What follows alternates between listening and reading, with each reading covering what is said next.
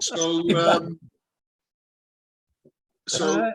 what I thought, Yeah. what I thought is I'll cover some stuff. There's some flies I've never ever shown to anyone, and it's stuff I use all the time, and there's some sort of different ideas behind it. But I feel I know you boys well enough now that you won't laugh me out the room. You know what I mean? But there's some of it is a bit different, and it's just my approach to it. I love the salmon fishing. I do. And I was really lucky on Monday. The conditions were really good. I just happened to be there at the right time, and there was a pile of fish coming through, you know. On Tuesday, there weren't any, you know. So I love the salmon fishing, but it's very unpredictable. And you literally have 90% of it is being there at the right time. So, you know, when that's not happening, which is most of the time, I really love dry fly fishing. And I do a lot of it. So I fish mainly on 3 beats on the Usk. One right down the bottom, which is the first freshwater pool off the tide, and that's why we get so many salmon. And normally on that beat, we normally get more fish than the rest of the river put together in a year. And the National Resources Wales use it as an index beat to keep records of the salmon year on, and we've got really accurate records of weather conditions, water heights per day, and catch returns going back to about 1950. And interestingly, but just I'm not talking about dry fly fishing now, obviously. Interestingly, you know, the state of the Usk at the minute in terms of salmon, it was worse in the 1970s. So I don't know if there's some sort of cyclical thing going on. It's certainly not the fishermen doing any harm. Anyway, yeah, so I fish a lot down there, and there's a lot of big trout down there. And half the beat, it's a big beat, it's nearly 2 miles long. Half the beat isn't salmon water, and it's not really trout water it's more like a canal. It's got a gravelly bottom. It's waist deep at the most. It's a big river down there, very slow, but it is stuffed with trout. And if you can get the presentation right, you can get some real nice surprises down there. And the biggest one I've had this season down there is just shy of 5 pounds. And that was on Shuttlecock. I fish another beat, which is between there and the town of Usk. Again, it's a private beat. There's 30 members on this one. Not many people fish there. A lot of the gentlemen are older. So they'll come down and have a go when the water's right for salmon. Again, it's a long beat. There's 2 fast runs on it, one at the top, one at the bottom. In between, it's very similar to what I just described. But again, that's, you know, it's lifting with trout, and never fished. Very, very rarely fished. And then my favorite little one, now down there is open, big high banks. If it's windy, it can be a problem, you know. Hi, everyone. Hello, how you doing? Right, Mark. And then there's a place right real close to my house here, which is kind of private beat, but there's 2 of us that have it. And it's not a big beat, but we've got 1 or 2 really nice pools, and it's totally tree lined all the way. And the opposite bank, which isn't ours, is unfishable essentially. So, you know, we never see anyone down there. And that's been fishing its ass off for the last couple of weeks. So what we've seen in the last couple of weeks, I mean, big mayfly down the bottom of the river, lots of them. Normally in the evening, sort of late evening after 8 o'clock. The spinners come down and a few start hatching then. We've still been seeing yellow May duns, and the emerger stage of that normally works. But it's starting to change now, so that the yellow May is just about, you know, you still see a few, but you don't see the hatches. Mayfly is starting to die back now. There's a lot of smaller stuff around. It's mixed. It's small olives. I've seen blue wing olive, like 18s, olive uprights, sort of 14, 16. There's a big black caddis that's hatching every day at the minute. I haven't seen a fish eat it. I've tried a few imitations and not had anything. There's loads of midges. There's all sorts of stuff coming off, and this time of year it starts to get a bit technical and a bit more difficult. You know, it's not like a mayfly. You put a mayfly on, you see them eat it. You know. You got to sort of figure out, you know, what they're doing. So this time of year, I sort of change over from the big emerger flies and bushy flies, so start to get smaller and smaller and smaller. And then you get into the summer when the Caddis happens, and you know it changes again. So my fly box, I'll show you my fly box. I've got two. This one stays in my car. Okay, and in here, there's literally hundreds of about 3 or 4 patterns. I call this my van box. So in here, I'll just have a quick look. I've got loads of Caddis, lots of Caddis, Mayfly, and lots of Klink hammers, and lots of ducks duns. Now this is a box I keep in my car, and when I need a few Caddis, or I need a few ducks duns, or I need a few Klink hammers, I just grab a few and put them in my fishing box. But this is always full. So when I've got 10 minutes or an hour, I'll look in here and see which compartments are empty, and I'll start filling it up and keeping it full. But there's not many patterns in there at all. But they're the normal ones you'd think, you know, like Klink, size 14, yeah. Caddis, 14, 16, 18, yeah. A couple of big Caddis, a couple of big Mayfly, you know, the sort of thing.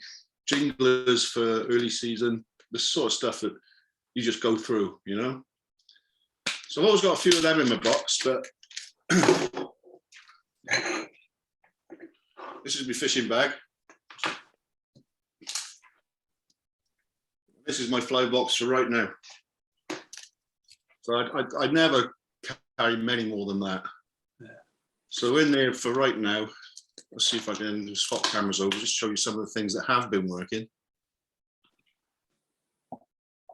Where is it there?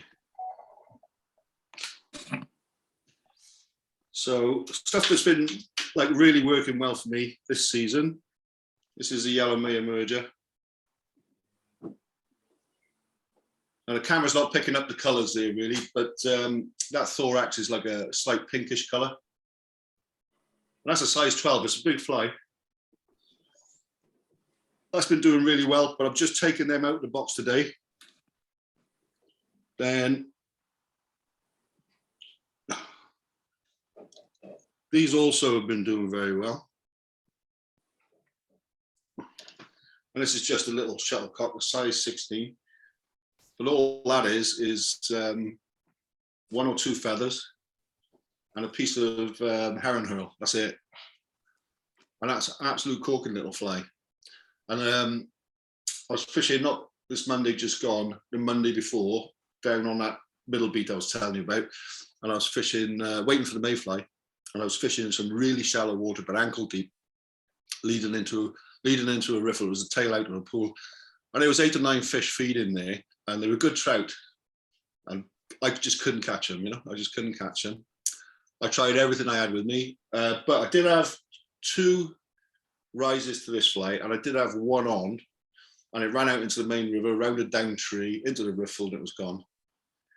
And I stood there for an hour and a half then waiting for the mayfly to hatch.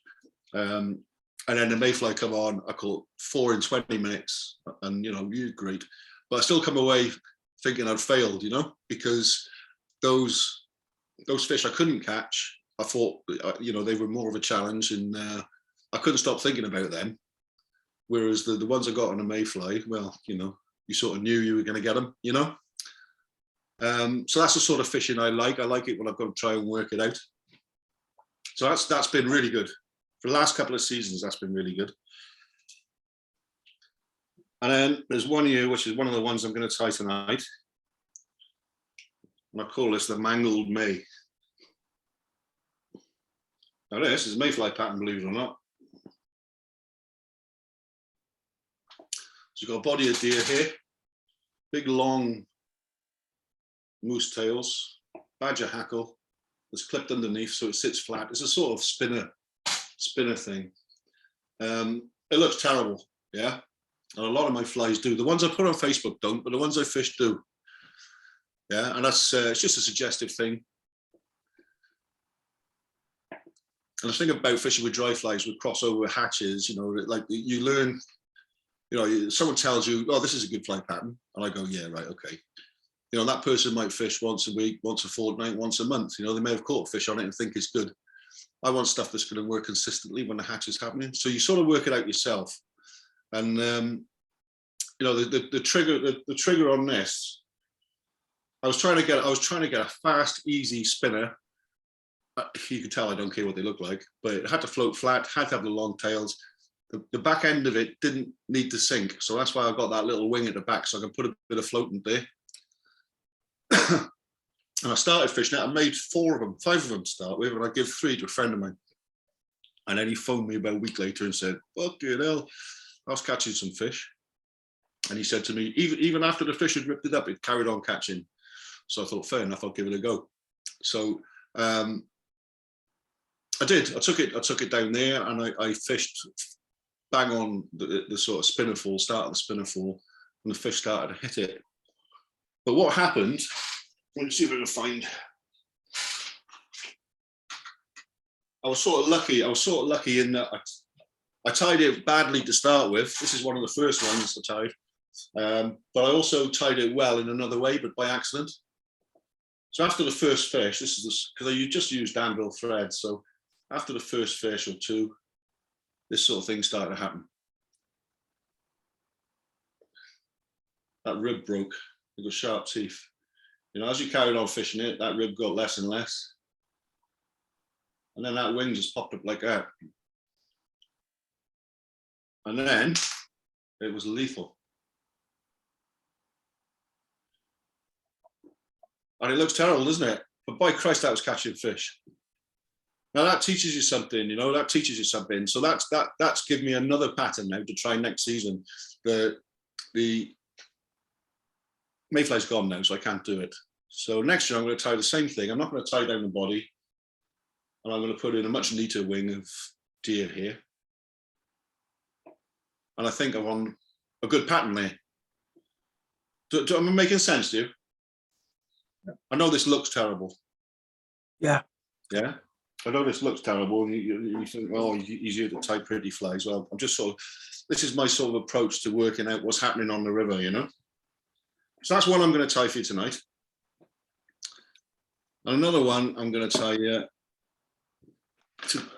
the yellow mays are coming out of my box now, and these are going in. Do you see them? Let's put one in.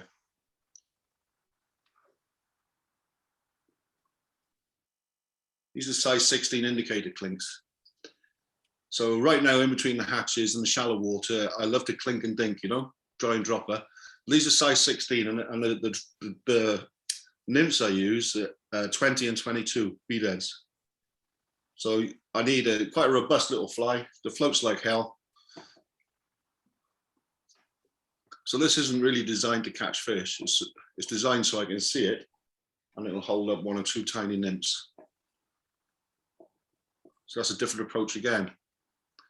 You know, if you take all that horrible stuff off the top and put a nice white wing in, you've actually got quite a good catchy little fly.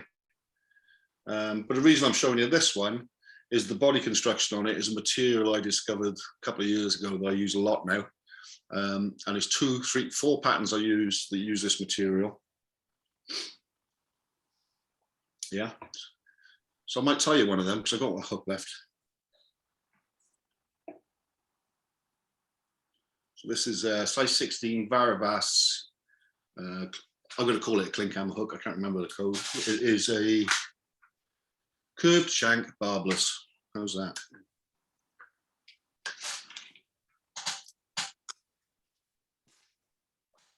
There's quite a lot of stuff to be packed on this little hook, so I'm going to use Nano Silk 20 odd, just so I can keep it a bit slim.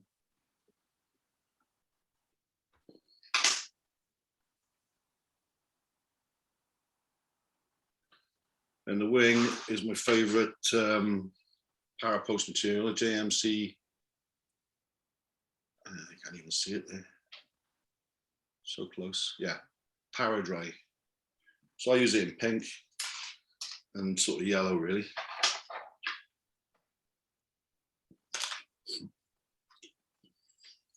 And you'll also see with this, you'll see my lazy approach to tying flies. That I don't want to sit here and tie perfect dry flies because generally they don't work. In fact, yeah, here's a quote for you. If doctors bury their mistakes and lawyers file there is, what do dry fly fishermen do with their mistakes? Do you know the answer to that one? No. Well, the guy that came up with that quote said they tie their mistakes on the leader like they have been for the last 200 years. Yeah, so I don't want to tie perfect looking dry flies. I want to tie fast, cheap, disposable ones that catch fish. So anyway, so we've got a double loop of that in there. I've caught it in at the eye, and then I want a nice tapered body. So to do that, we put the scissors on the other side of the fly from you. You point the tips towards you and take an angled cut towards you. What that does is it puts the long tips on your side of the hook. So when you wrap, the taper goes on the top of the shank, which is quite nice.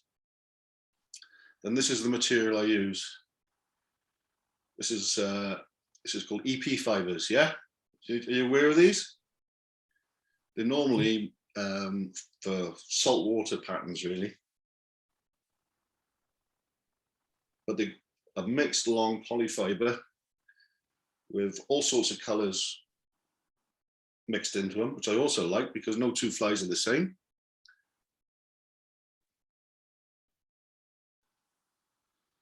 But what it does really do nicely is gives you this quite natural segmented effect. As long as you got the underbody sorted, which I think we have here, catch that in right behind the wing.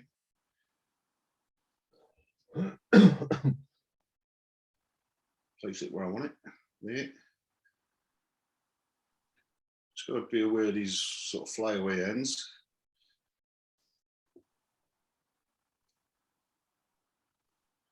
Start wrapping that down to the bend. I'm going to put another light on you, boys. I'm a bit in the dark. Is that okay?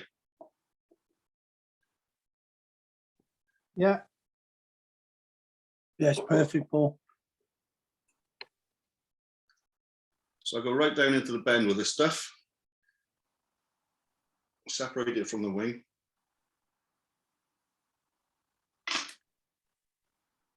And cut it off.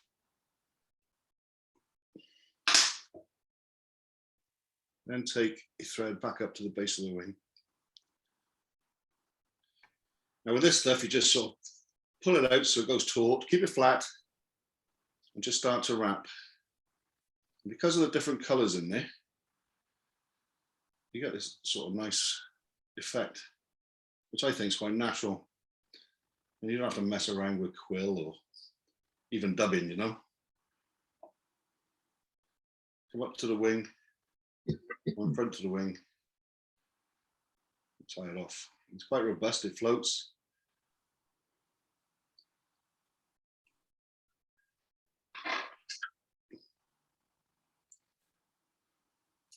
And it was while I was tying these a few years ago that I had an idea. I'll show you in a minute, which has become one of the flies that's always in the box.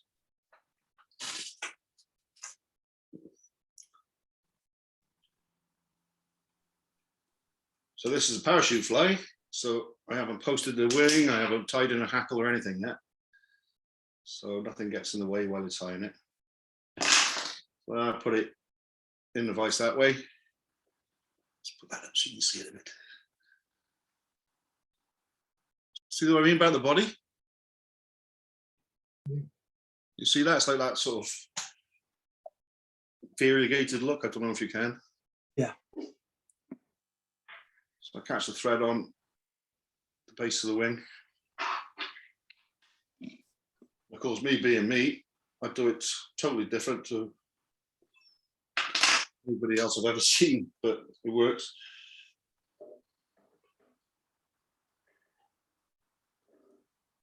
So when you watch people tie parachute hackles, you know, they post the thing, they tie it up the post, down the post, whatever. And I sort of think, well, it's just a hackle, you know?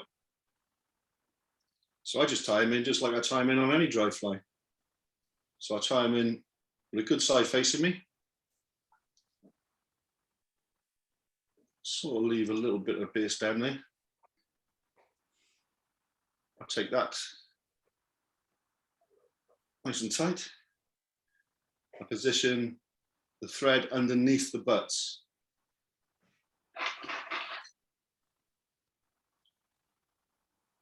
When I cut off the waist.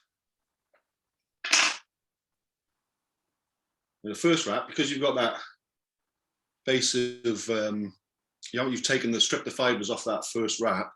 The first wrap that goes round is base stem. The second wrap pushes up against the base stem, so it helps stop it flare. Then I go up the post.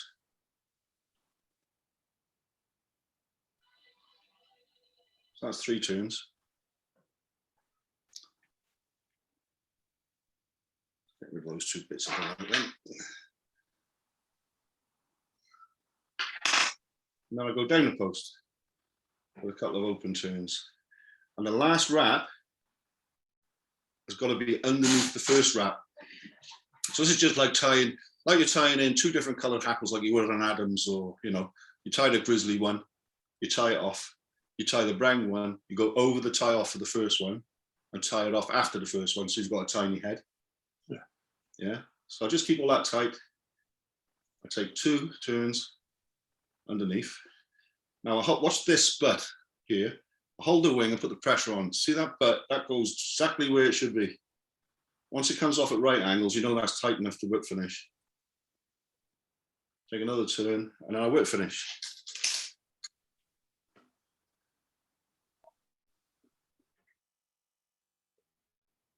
I just go underneath the whole lot. 3 turns. Just let it go snug and pull the whip finish in the direction against the whip finish, if you know what I mean. So that really tightens it up. Can you see the hackle just start to spin a little bit there?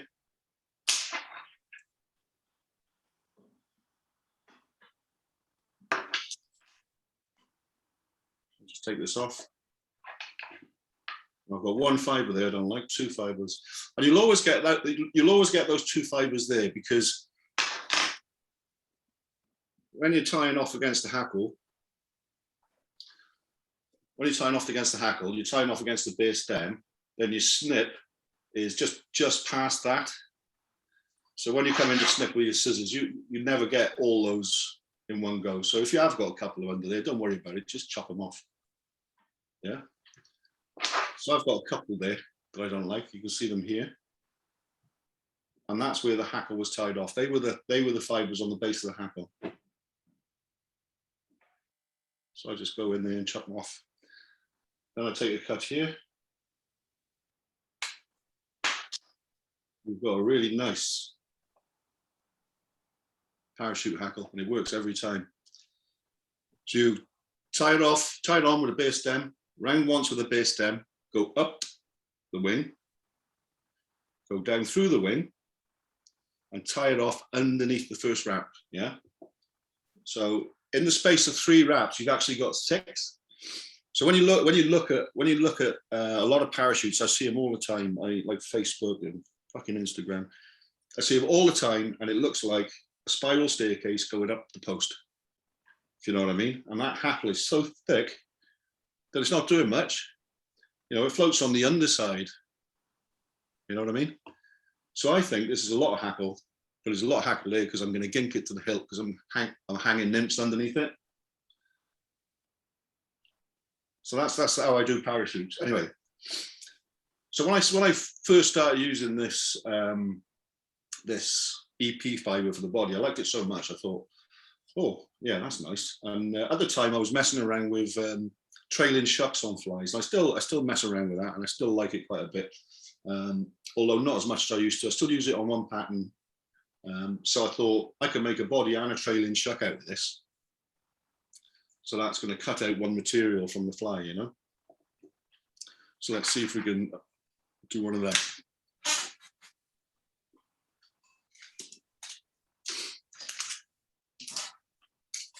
I'm a big fan of trailing shucks. I'm a big fan of no hackles as well, but we'll get to that in a minute.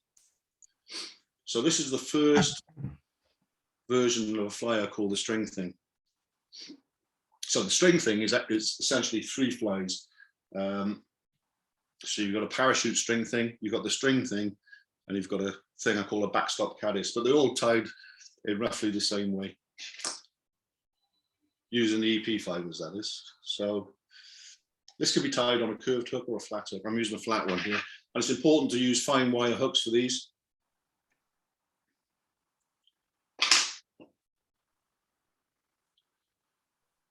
So the way I tied that Klink hammer there,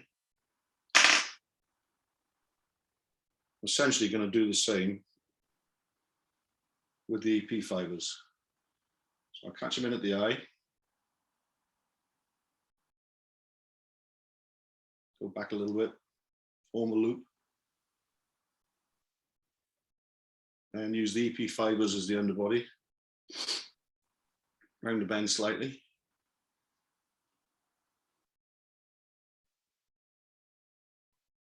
And back to the loop. Go past the loop to the eye. And take your EP fibers at the bend here, split them in half. Or maybe like 2/3, a third. Leave these hanging out the back. Get control of them. And then with the other half, or 2/3, start building a nice body.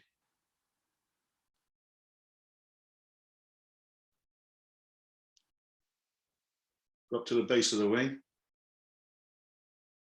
Go past the base of the wing. When you tie these got tiny eyes, so like my eyesight, especially on the river when it's getting dark, is not the best. So I work hard to keep these eyes clear.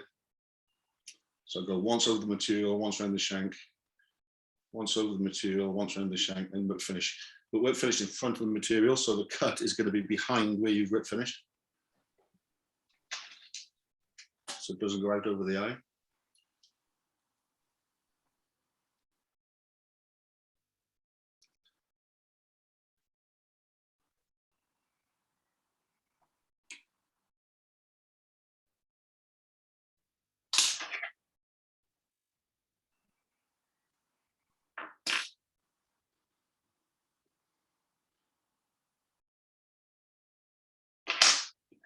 When you get to the back here, just start taking little staggered cuts through it, some longer than others, and that's your trailing shut. So you form the wing, the body, and the shut all with one material, nice and quick. And then we basically finish it off the same way as I just did with the Klink. So this is really a case of the fly teaching you a pattern. You know, you sort of come across something and you adapt it for another fly, and all of a sudden you come up with something that looks like shit, but you think, oh, I'm going to give that a go, and then it starts catching fish, and suddenly it doesn't look so bad.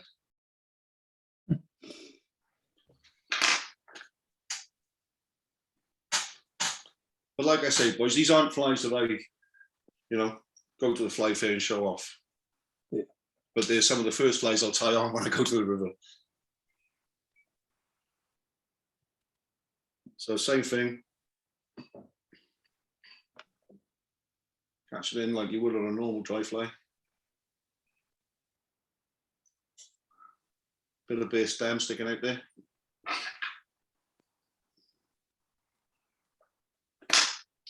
And underneath the hackle, and start to wrap.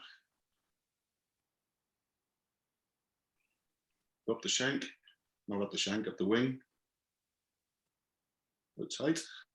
You can see every time you put it tight, the hackle starts to behave itself or come off like that.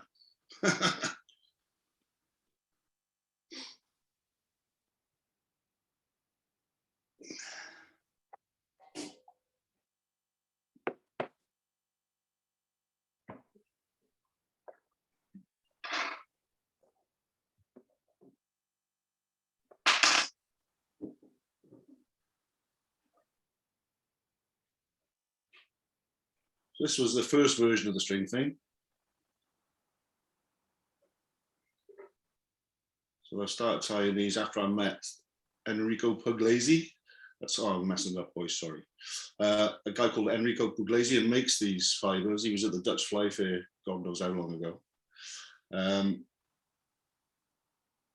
Catching under the tail, that's what it is. And he gave me a bunch of these fibers and I tried them and off we went. So you can see the idea of that one, boys. I'm not going to finish it because it's a shocker. And then I just cut this. So you got the wing, the body, the tail out of one material with a hackle. Yeah. Hang on, here's one here.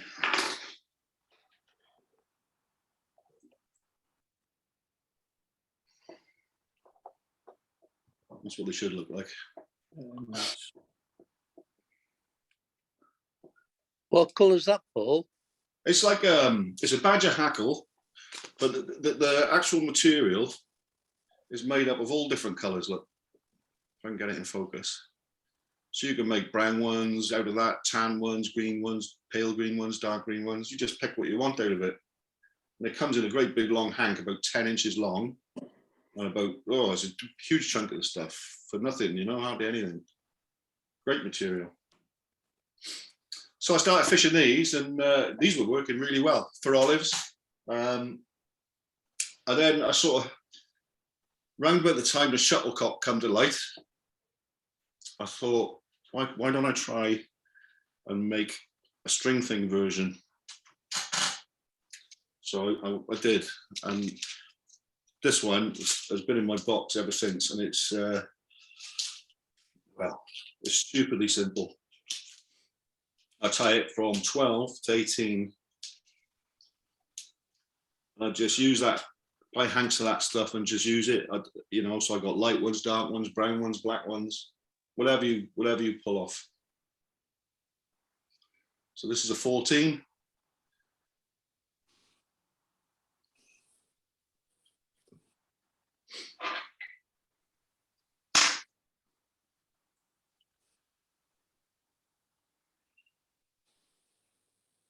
So just start and put a little bit of thread at the front.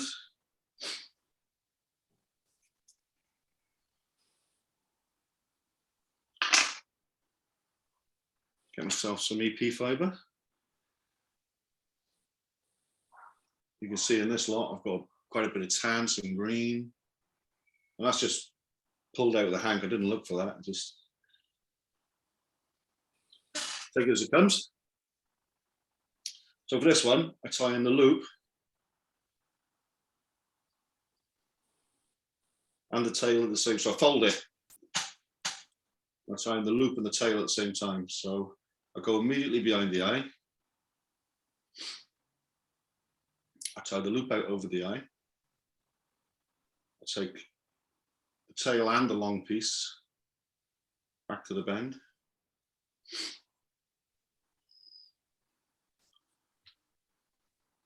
And because this is polypropylene based, it floats like hell. So it doesn't need much floating. Just make an underbody. Again, at the base, at the back, separate your body fibers and your tail fibers. Start to wrap forward.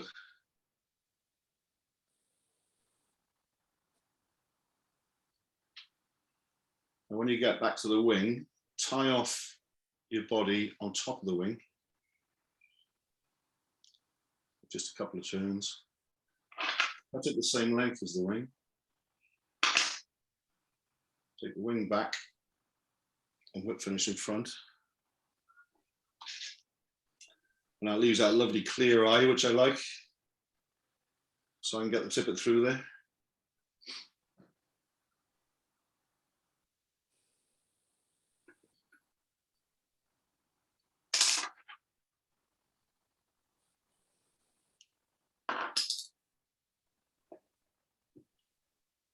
So I take this, I take an angled cut at the front. That's the wing. And I just, well, you know, you look at this stuff, you just cut it and keep cutting it until you're happy with it. Don't like too much there. And that's the tail. And that is the string thing. And in my box, that little box I just showed you, there's not even 100 flies in there. There's lots of string things. They really do work. And you can fish them slightly sunk. You can put a little bit of floatant on top of the wing and it fishes under. You can float the front and the back. You can float just the wing and it fishes like a shuttlecock. And they grab it. There's just nothing there to offend the fish. So, you know, you think, you know, if you're struggling catching fish and you're messing around with flies, I always think the more you take away from the fly, the better chance you've got of getting the fish. There's less there for it to argue with, you know. Anyway, so this will win no prizes in looks, but it will probably win you a prize in a competition fishing.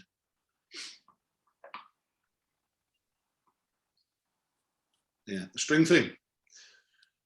Brilliant. It's a bit different, isn't Yeah. it? Yeah, so you know, when you're on the river and you know, you're looking at what's going on. I mean, I watch guys go on there, they tie on a size 14 Klink hammer, wade out into the river and start thrashing it, you know. And yeah, you might catch a fish now and again, you know, but I always think it's best to spend at least as much time watching as fishing and look at what's coming down the river, you know. And you see these perfectly tied dry flies with perfect wings. And when you're on the river, the only perfect dry flies you see are the ones flying around, you know, because they are perfect enough to get off the surface. Most of the stuff, if you get down close to the surface, and this goes for caddis hatches as well, and midge, once you get down close to the surface and you can see, lots and lots of these flies just don't hatch correctly. You know, they got one wing, or they're crippled in some way, or they're missing the tails, or, you know, and they're easy target for trout. You know, and I'm convinced that, you know, these sort of smashed up, stillborn, crippled, whatever you want to call them, spent insects in the film are the ones that trout take most. It seems to me, and I get much more takes by fishing patterns in that way. So I sort of go for the scruffiness, you know. Going back to that quote where he said that you know, dry fly fishermen have been tying the wrong thing on their leader for hundreds of years. Well, I don't think that's strictly true, but you know, if I go back to when I started,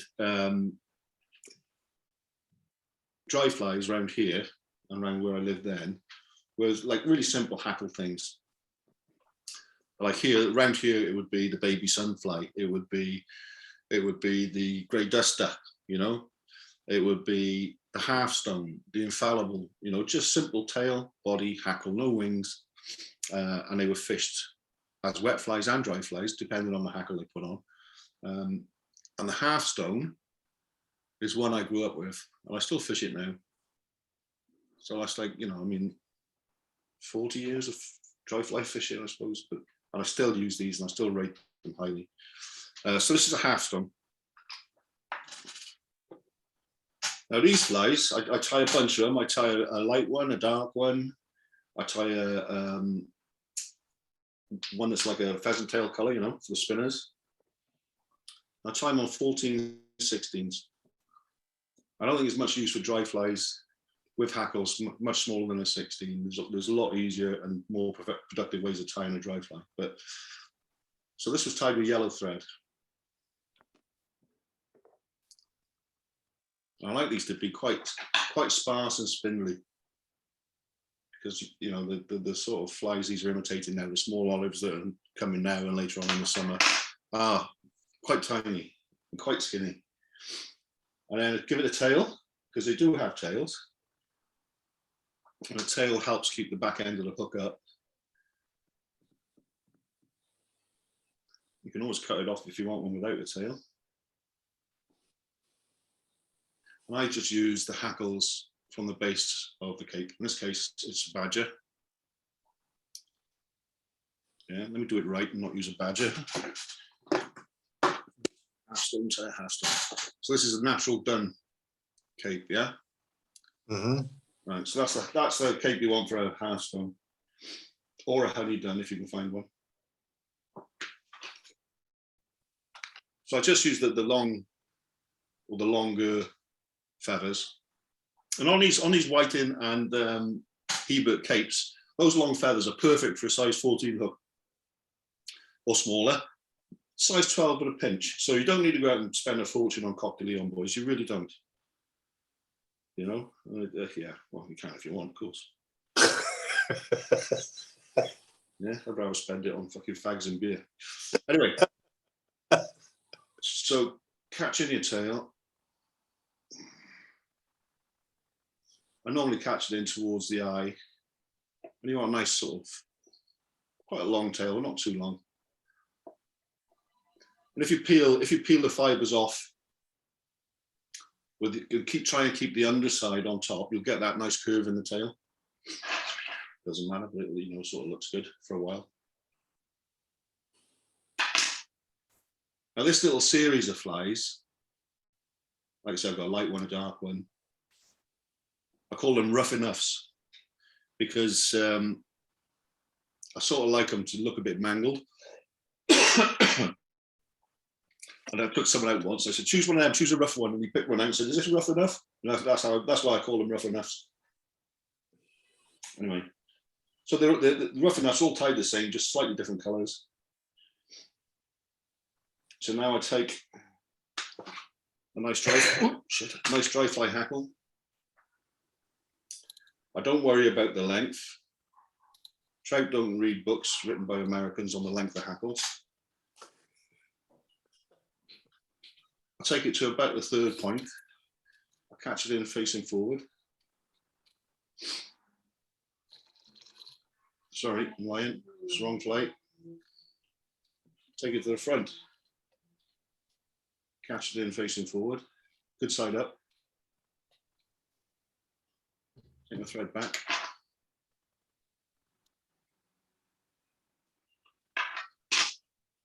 And then I get some dubbing. So this stuff I'm just addicted to at the moment. This is done by a guy, he's a head case. There's a guy in, I don't know where he is, Prague, isn't he? Yeah, called David Jedkler, and he mixes this stuff up.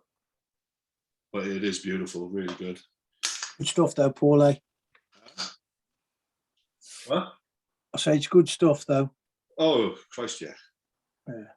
Yeah, so I put a tiny little bit of that on. I dub it on quite tight. I'm not looking for a buggy look on this yet. We're going to do that afterwards. Yeah, I'll take that back up behind the eye. And dub it back. So you've got a bit of yellow on the back. And you've got this sort of grey thorax, yeah? So I spin my thread up.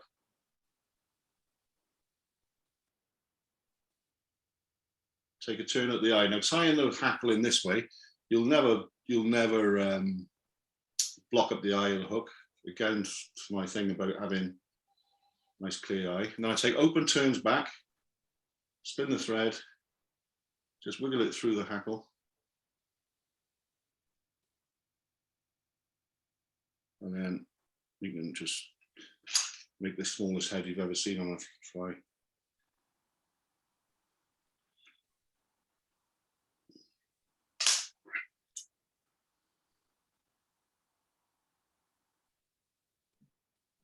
So if you tie these in an olive color, you've got all the olives. This is the sort of pale wateries.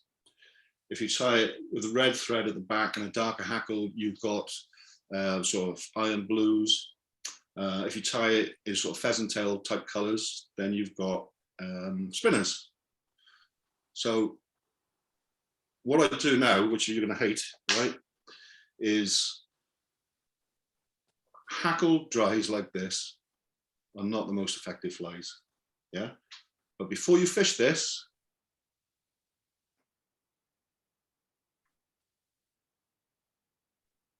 do that. And now you've got a Ruff Nuff. All right, now I know you're laughing, boys. I'm not trying to bullshit you here. I like that, Paul. I like that. These fish so much better when you smash them up like this. Yes. So they're so easy to tie. Like, here you go, there's a handful of Ruff Nuffs. Yeah. What size you tie them in? 14. 14s and 16s mainly. But if you tied this as a yellow May, like on a 12, or if you tied a jingler and did that to it on a 10, yeah, for March Brown, you know, you're there or thereabouts. Yeah. That's a seriously good dry fly point. It doesn't sit perked up. It's sort of half in, half out. Yeah. Now the figure, you know, I mean, I could go on with flies like this. I've got a box full of them, but when we're talking about fishing a dry fly, it's, to me, the setup is probably more important than the fly. So there's certain things I'm prepared to fish with a dry fly. But I would rather have the setup and the wrong fly than without the setup and the right fly, if you know what I mean. So the first thing I'd do is show you how to put floatant on. So the only place you want floatant anywhere near your fly is exactly on your fly. You don't want it on your leader. You don't even want it on your fingers that's going to handle your fly line. You don't want it on your fingers that's going to handle the leader, because all it's going to do is make it stick out. Yeah. So the best way to put floatant on is to put a bit. I'm right-handed, okay? So I put a tiny drop of it on the base of my thumb on my left hand. So I've now got the fly in my left finger, or the leader in my left thumb and finger. I take my right little finger, yeah? I take a dab on the end of it, and I use that to put it on the fly. Yeah, so I haven't touched any floatant with index or thumb on my left hand. I haven't touched any floatant with index or thumb on my right hand. So now I've wiped out on my waders. Yeah, so when you start handling the leader, you're not putting any floatant anywhere on the system. It's only on the fly. So that's quite an important thing, believe it or not, especially when you're fishing with midges. You do this on lakes when you're fishing suspended buzzers or shipmans, anything you feel like you've got to put a bit of floatant on. Top hat flies, you know what I mean? Yeah. You only put the floatant exactly where you want it. Yeah, and that's on the tip of your little finger and exactly where you want it on the fly, nowhere else. So I think that's an important part of fishing a dry fly, apart from smashing it up. Rough enough, are they cool? Then my setup, I use, on the Usk, I use 5-weight mostly, and that's mainly because of the wind. But I go down to 3-weight for the summer evenings, you know. So I'm not fussy about reels. I really don't care.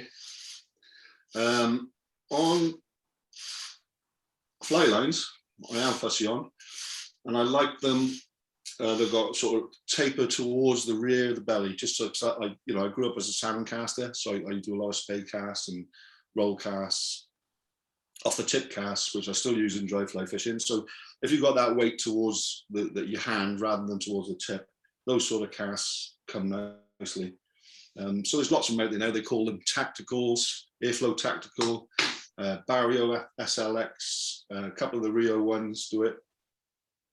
And the benefit of that is you get a really fine tip on your fly line. So this is a 5-weight Rio something or other.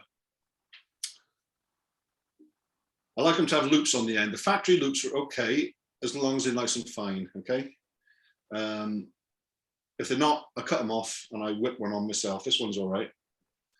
Then I use a non-sit loop to tie the leader butt on. And I just loop to loop it, okay? Then before I fish, every time before I fish, I grease, and I use this stuff. This stuff, Loon Payette. It's like axle grease. You wouldn't put it on your fly, that's for sure. But it's like really thick, gloopy stuff. And I run it up from the tip of the fly line, perhaps 3 feet up the tip of the fly line. And if you notice on some of these more modern lines, the tip is quite textured. And that holds the grease nicely.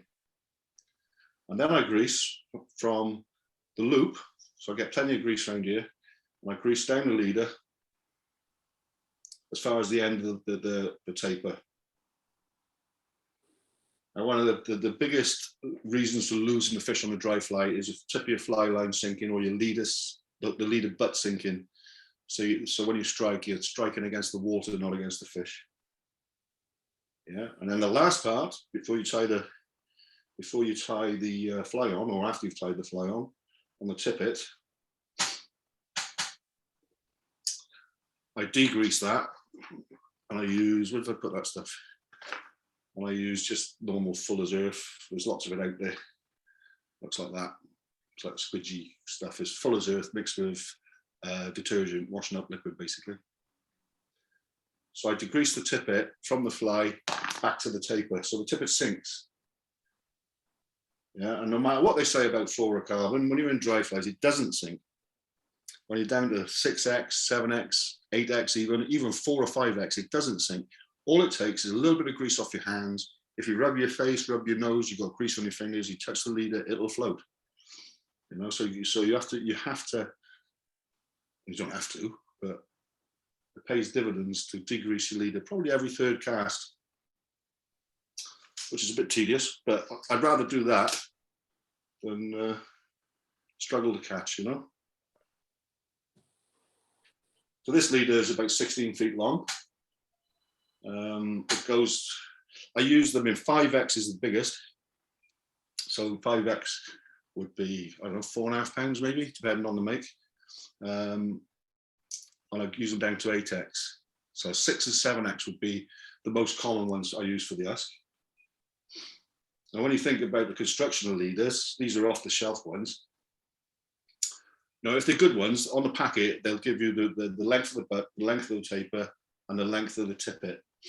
What you should never do with one is lengthen the tippet, because they're designed to work on a formula. So if it's a 40% butt, or 50% butt, 25% taper, and a 25% tippet, it's a 10-foot leader. That means the tippet's 2.5 foot long. Okay, so when you start lengthening that tippet, the dynamics of the leader start to fail, and the tippet starts to not turn over correctly. Now that's okay. You can do that if you're doing a lot of downstream fishing, where you want that fly to drift for further. You don't want the tippet necessarily to turn over. You can drop it in loops on the water, but for in a crisp wind or breeze, you definitely need this fly to get somewhere near the fish. So if you want to adapt the leader to put your own tippet material on, say you're using a leader that's a different make to what you're used to for tippet, then cut the tippet off your leader. So if you've got, even if it's 5 feet, on this one it's about 5.5 feet long. So you cut off the 5.5 feet and tie on your own tippet material of 5.5 feet. And you'll still get the same dynamic of the leader, reasonably, within reason. But I see that's a big mistake, is lengthening these tapered leaders beyond what they're supposed to be, So 16 feet's a long one.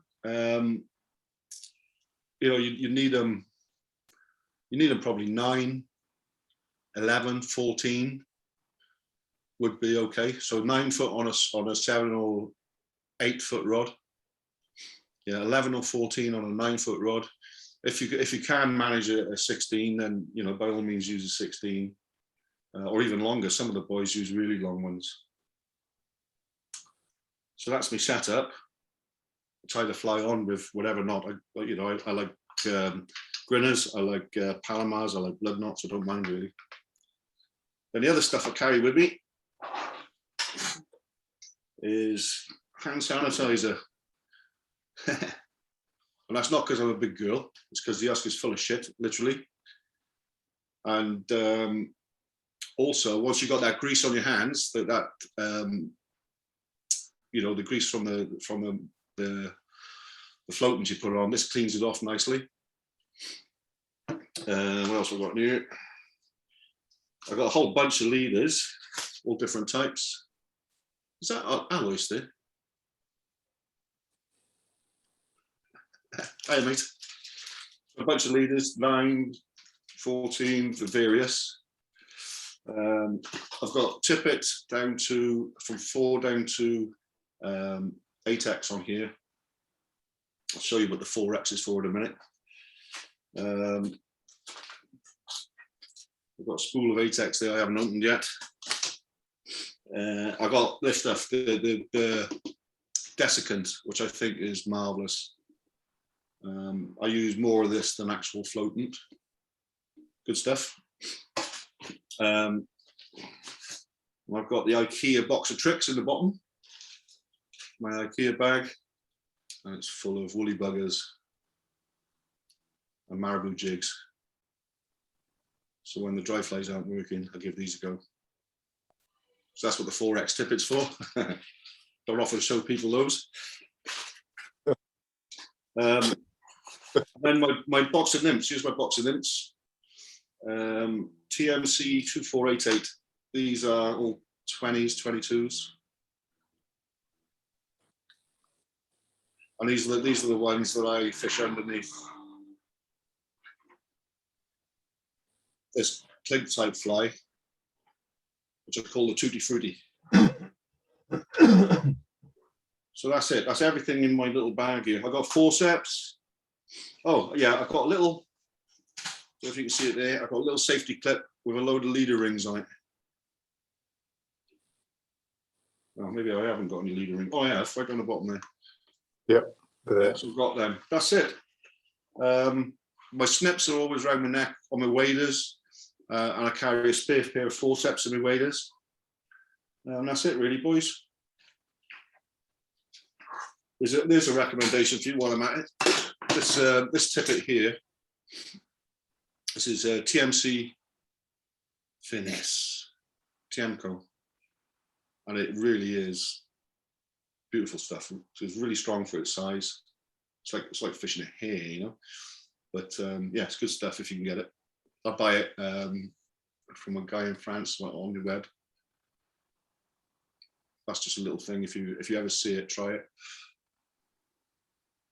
The other good ones is Trout Hunter. That's a good tippet. A fluorocarbon. Varavas tippet is really good, especially the fluorocarbon. Yeah, but it's quite a simple thing, so you don't need much to go and do some dry fly fishing. So can we have a break now for a minute, guys? Is that all right? Yeah. Yeah, have a quick fag. Yeah.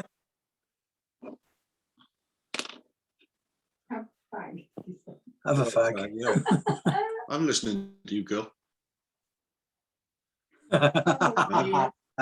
It's the way John says, have a bag. So anybody got any questions on any of that? I use that Trout Hunter a lot, Paul. I really highly recommend it. It's good. Yeah, it's really good. I love it. I do. If you look at the spec on it, yeah, the diameter, the breaking strain, etc. Yeah. So 7X. Yeah. Yeah, I think 7X. I think the tensile, they give a tensile strength for £2. Yeah. And a fishing strength of £1.50. It's identical or slightly worse than the Varavas. Yeah. Set of 7X, but the Varavas is, I don't know what it is, a spool. The Trout Hunter is quite expensive, isn't it? It's like Yeah, it is. 19 quid or something. I'm sure Daryl told me. I'm sure he was 99% sure that both of them was made more or less in the same factory. Yeah, and the Rio stuff. Yeah. Yeah. Yeah, I wouldn't be surprised. But it is undoubtedly, that Trout Hunter stuff is amazing. Yeah, it is, to be fair. Yeah. I just got a new Barrio line, right? Them have made the new one. Yeah, go on. Well, Rob's got it actually. He's Steph's just put the ring on the end for me. He took it down Steph's last night. Oh yeah. And them are made out of Cortland.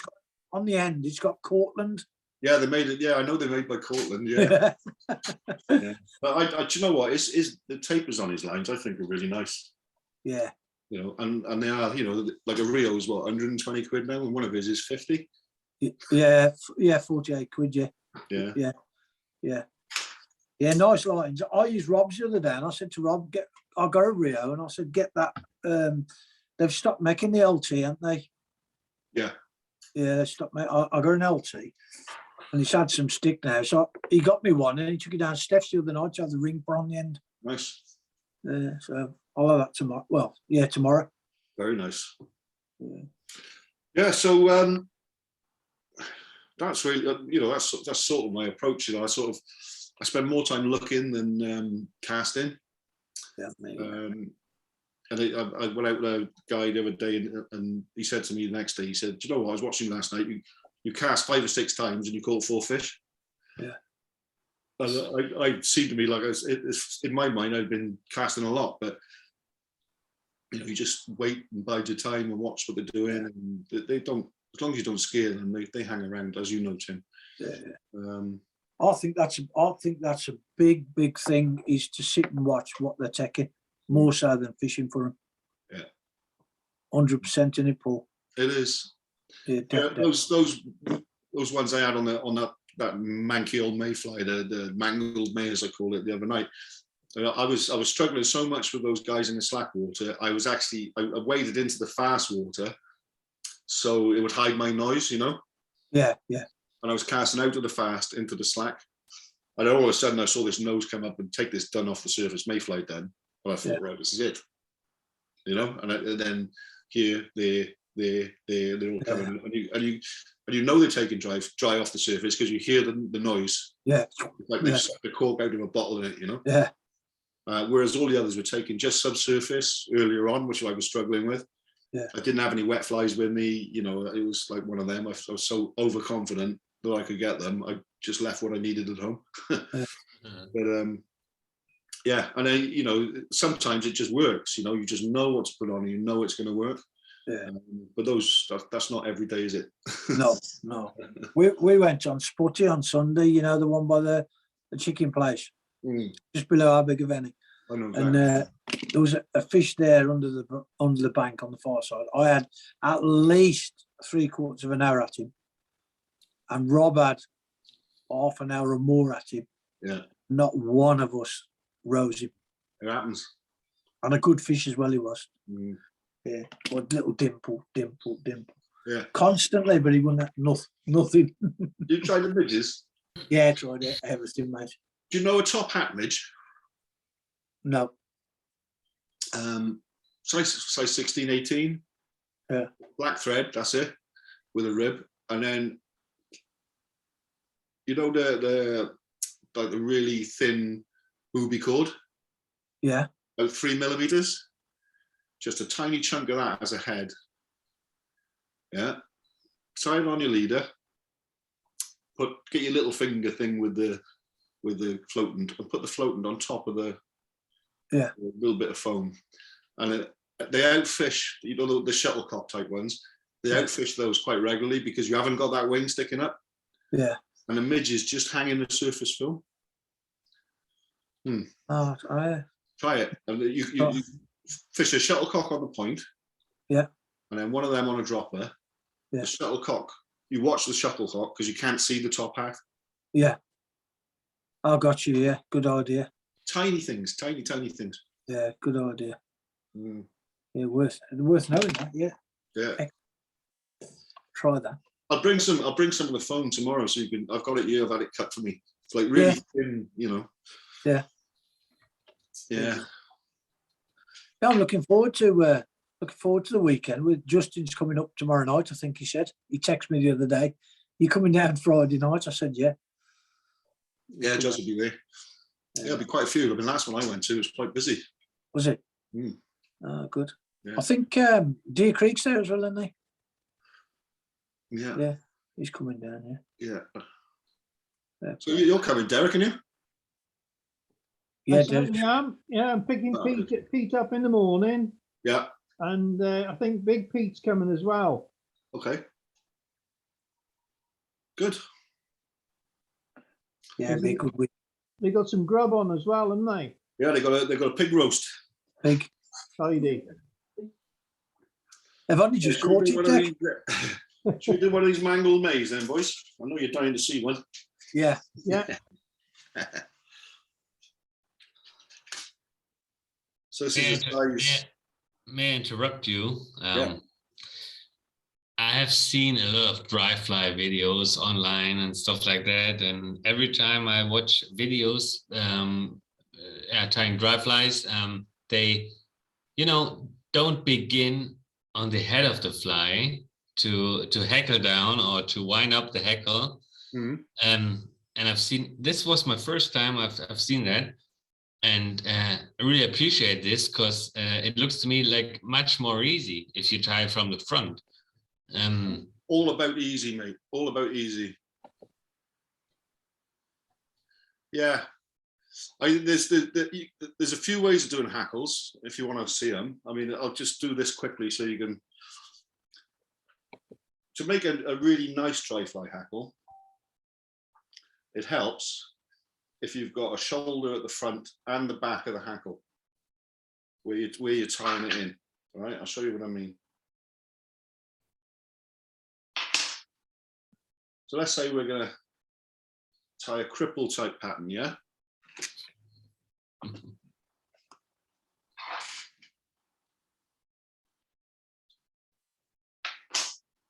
What would you call it? The easy way from the back or the easy way from the front? I think from the front, and I think it's also the strongest way, because when you take the thread back to tie it off, you're going through the hackle, yeah? And I got the idea from tying palmard flies for lakes. And all I did was closed up the wraps of the hackle. Instead of having a gap between them, I just stacked them in like you would normally. If I can find a, where's my deer? Here, tap up. Yeah. Yeah, so I've got a bit of deer here, yeah? Okay.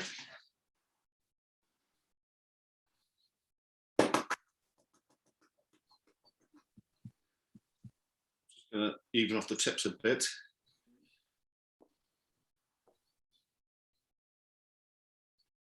And with a cripple type pattern, you put the deer hair out over the eye, yeah? No, I didn't even heat a stacker. Did you do it in your hands? Yeah. So Boom. on a cripple, it goes out over the eye, but you can just as easily do it back over the body. It's the same thing for this technique. I need to stack it again now.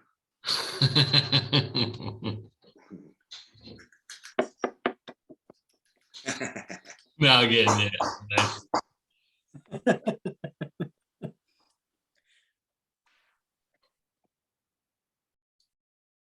So like if this was to be a big mayfly now, this is a pattern I use. So the length of the body, yeah, out over the eye. Take a loose wrap, pinch it, flare it, then use the butts like you would use thread to control the wraps going back. And what you're doing is putting in the base of thread that you're going to wrap the hackle on.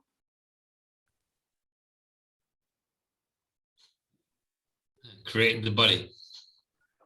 Yeah, so the body and the tail goes off behind there. You cut this off here.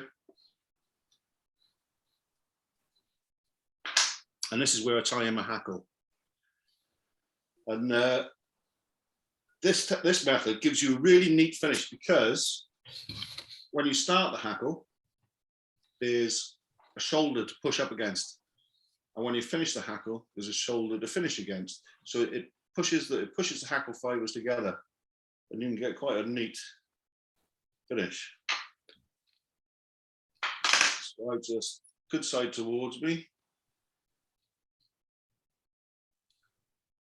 That's the bed for the hackle. And when I get to the wing to control it. Which kind of hackle you have chosen there? I prefer to use neck hackle all the time. Unless I'm tying flies, lots of flies for someone else. And then I'll use saddle, because if someone says I want 100 size 14 somethings, from a neck hackle, you won't have many size 14 left when you're finished, but you would on a saddle, obviously. So this is a neck, badger neck. So I'll just post around the bottom just to get that under control a bit. And then you can pinch, get it into shape, get it flat like a blade, and then run your thumbnail up it, and you get a nice curve into it. Just starts to look nice. Anyway, then when you wrap your hackle, that first bare stem wrap, and it just goes in lovely, because it can't go anywhere else.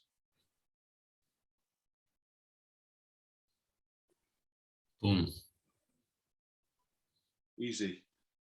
And then when you get to the base of the wing, twist your thread up tight. This is 6/0 thread, mine. There's nothing subtle about this. Take a couple of wraps behind the hackle, pull the wing back, We've got a lovely clear eye, which I'm always looking for. Always looking for that. There's no hackle fibers going forward or trapped. Except for that one. That was me putting that in there. Crazy. And it's so easy to do. So that's one way of doing the hackles. Another way, let's say you're doing 2 hackles or something like Adams or whatever you like, humpies, that sort of thing.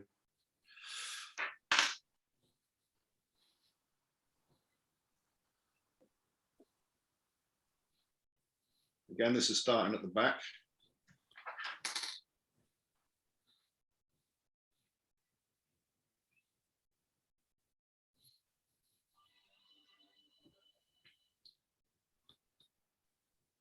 I've seen this before, and you showed me that using 2 hackles, and I really appreciate that tip, because the floating is so much better than using only 1. Yeah. So you get two here. I'm going to use 2 the same, boys. So I haven't got too many colours here laying around without looking for them.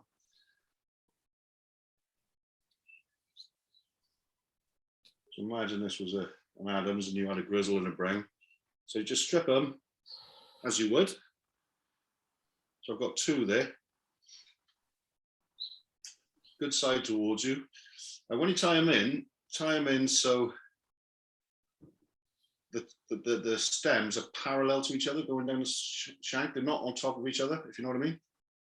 So when you tie them in, they're side by side rather than twisted down the shank.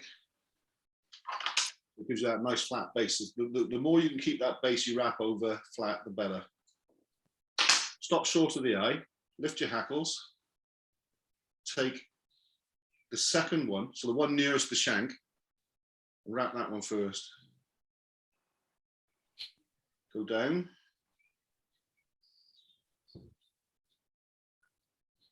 You told me, sorry for interrupting, but you told me to do the one first and whip it, and then the second one. Yeah, so I'm going to hold that first one, yeah? I'm going to take 1 complete turn over it, and I'm going to take the second one, go down through, and I'm going to go over where I tied that one in. Then going back. Then go in front of it, yeah? So now I've tied in 2 hackles with 1 wrap of thread there. And take all this shit here, bring it back. And again, you're going for that really clean eye. So that's 2 hackles in with a tiny head. Awesome stuff. Just a little trick. And the final one I use a lot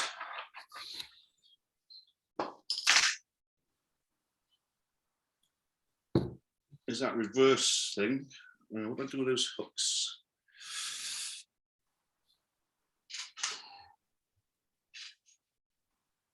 I'll do it on a 14 because I can't find those big ones now.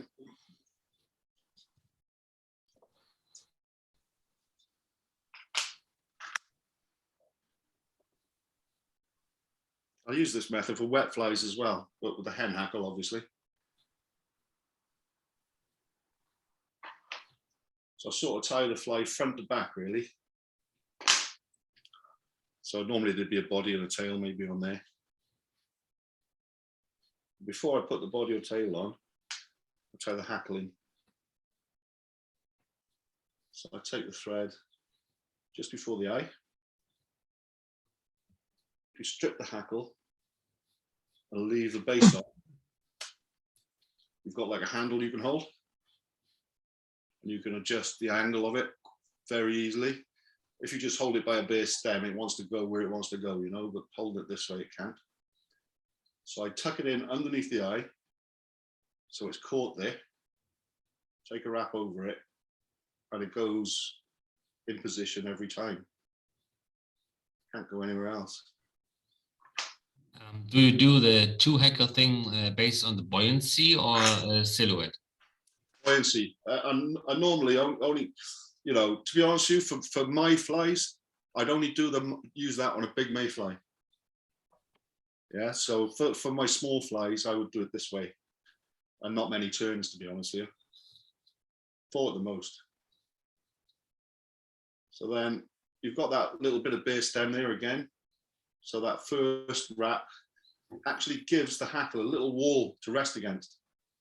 So when I showed you the one with the deer hair out the front and out the back, this is the same idea. It gives it something to wrap against. So that first wrap, it just can't go anywhere else. 2, 3, Wow. 4. Yeah, and then always hold the hackle up vertically or straight down. Doesn't matter which way, but you catch less fibers that way. Take one wrap around it. And you never use a hackle plier. Only when they get too short, I can.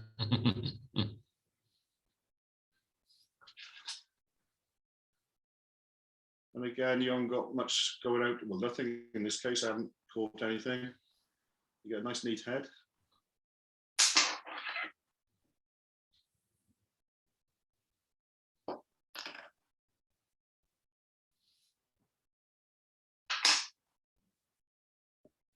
It's just things that I've sort of learned along the way.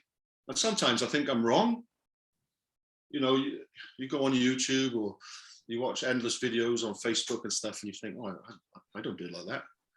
And sometimes you think you're wrong. You must be doing something wrong because everybody else does what it says in the book. And you think, oh, it must be me. I might, you know, I should join the Fly Tyers Guild, get taught properly. But, you know, my flies don't fall apart. So I just carry on doing what I do. Yeah. So, yeah, so that's my basic hackling techniques. So going back to the Mangled May, I got onto this pattern and started talking about this pattern with an Irish mate of mine. I always say, if you want a mayfly pattern, talk to an Irishman. They love them, don't they? So this is quite a simple one.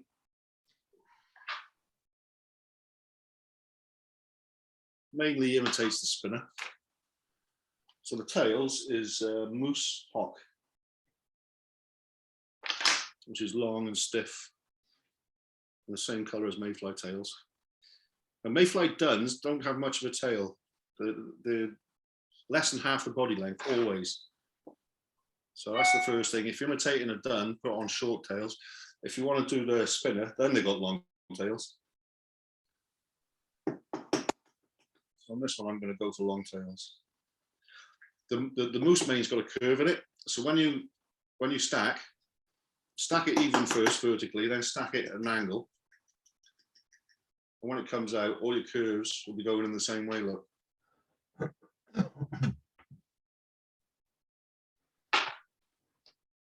So a nice long tail. Catching up here, don't worry about an underbody or thread, it's just not necessary. Go down to the bend.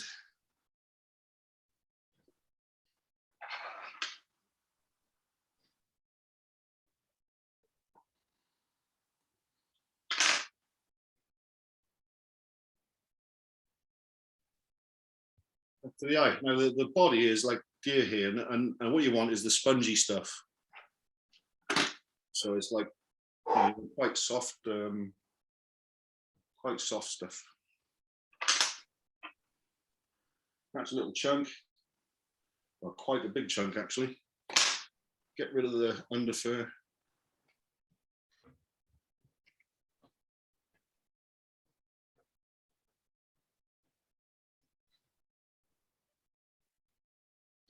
Put it in your tapper.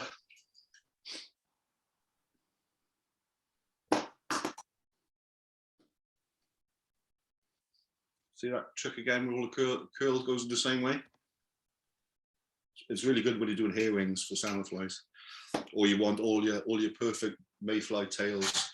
I mean, I do tie neat ones just in case you think I don't, but normally they're not for me.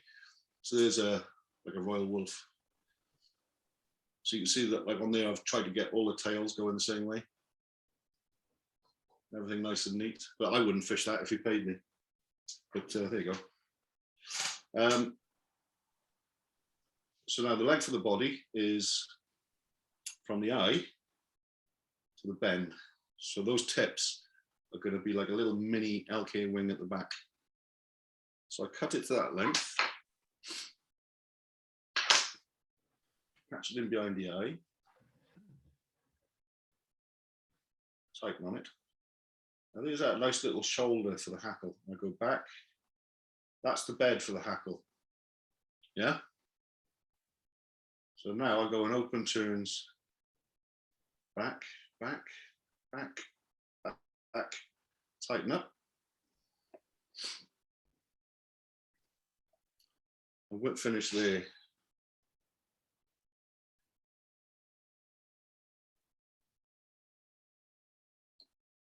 And then I go off and tie a load of these like this, you know? And then when I've done a load of these, I come back up here. Catch my thread back in.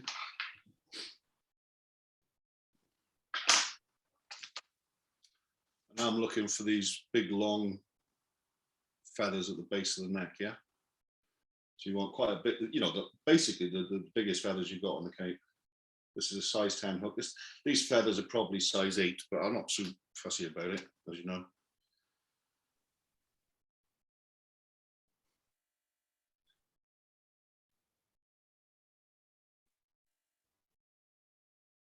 Catch him in.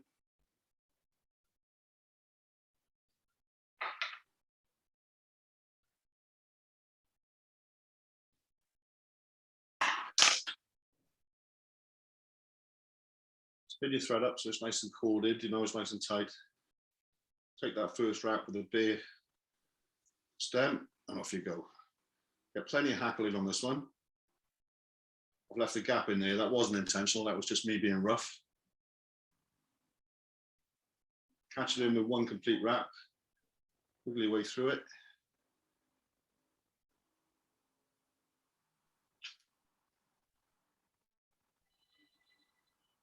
That finish, got a nice clean eye, which is really important to me in my eyesight. Cut that off.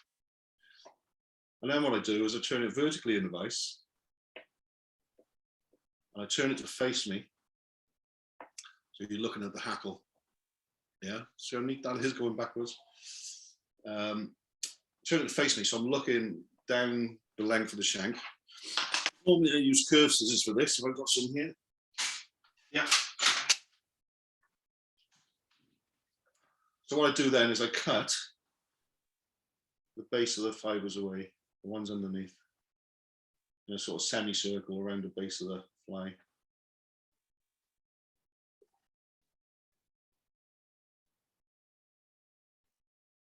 So it looks like that.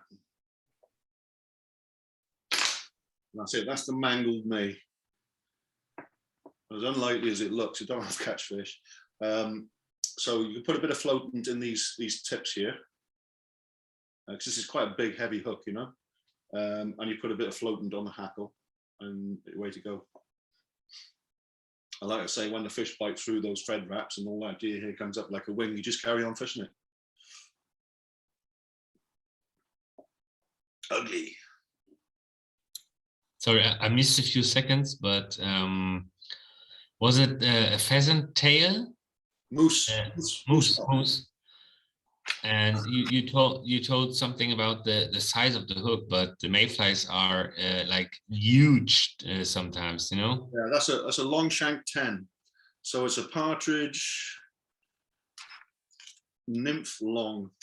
Yes, or living nymph from sprite hooks. Yeah, maybe. Yeah, anything, any big old hook, you know. But with a long shank hook, they tend to they start to drop in the water. Sometimes they still work, but I like, if I want it to sit flat like a spinner, that little tuft of fur at the bend of the hook helps float it, you know. Yeah, perfect. And the fact why you cut it underneath all the hackles is that the fly swims perfect in the water every time you cast it, or? Yeah, and it always lands the right way up. Awesome stuff. Yeah, it works. It works. And you do even do it on small dry flies. They'll always land the right way up. If they haven't got wings, you know, sometimes they'll lay on their side or they'll lay upside down or whatever. But if you cut it flat, it will always land point down. Even like a 22 Griffith gnat, isn't it? Yep. Tippet twister. A tippet twister. Yeah, then back to the thing about watching what's going on the river, right? I'm starting to think now there's 1 or 2 nights a year, and that's it, when the ants hatch. And when they hatch, the flying ants hatch. If they get down to the river, it's the best dry fly fishing you can imagine. And until I saw it the first time, you can't imagine how many fish are actually in the river. You know, they just go mad for the ants. And I call this the patio ant because I worked something out a few years ago, and it's come true every year. You can sort of predict when it's going to happen. It's going to happen in July sometime, towards the end of July. Normally it happens after a high pressure system, you know, rain's coming and it's really hot. Still oppressive weather. And, you know, you keep your eye open for flying ants. You've all seen it. You've been out in the back garden having a barbecue or a beer, and all of a sudden there's flying ants everywhere, yeah? That's the time you've got to be down on the river. And it only happens a couple of times a year, probably one night after the other. And so all through July, at my back door is a rod made up with one of these patterns on it and a little tiny cook box sellotaped to the real seat with a few more patterns of the same in it, because you don't need anything other than a little black thing. And as soon as I see those ants, I go down. Now, a few years ago, I put a post on one of our club pages because I could just feel that it was coming. You know, the weather was changing. I was like, any day now, boys, there's going to be an ant hatch. You know, do yourself a favor, be down on the river, even if you don't fish, just to see the fish go mad, you know? Anyway, about 2 nights later, it happened. I was in my back garden. I saw it happening. I phoned my friend in Pontypool, who was the next town away. So it's about 10 miles away. I said, get your rod, come up my house. So I waited for him. We walked down to the river and it was boiling, right? It was alive with trout. You know, you couldn't go wrong. Great fun. Anyway, the next day, the boys were saying on the club page, oh, we didn't see any ants. Now I couldn't work that out, you know, and I thought about it and thought about it and thought about it. And what I realized is that stretch of river that we get these incredible ant hatches on, along the one bank, there's a new housing estate. It's only been there about 12 years. And part of it butts right up against the river on quite a high elevation, about 20 meters above the river. And if you imagine what a housing estate is, it's, you know, it's a couple of acres of concrete, patios. And what lives in your garden is ants, isn't it? And you think about the amount of ants that must be on that housing estate. And when they all hatch together, it's staggering numbers, but it's in a quite localized area. So that's my theory with a patio ant. And it seems to hold true. And you think, you know, you've got one ant's nest in one of the pots in your garden, or maybe under one of the slabs in your patio. Multiply that by 200, because there's 200 houses on that estate. You know, that's a lot of ants. Anyway, so yeah, if you've ever seen one, I don't know if you have, it's amazing. Anyway, right, so patio ant is really simple. It's a size 18 hook, curved one. Black thread.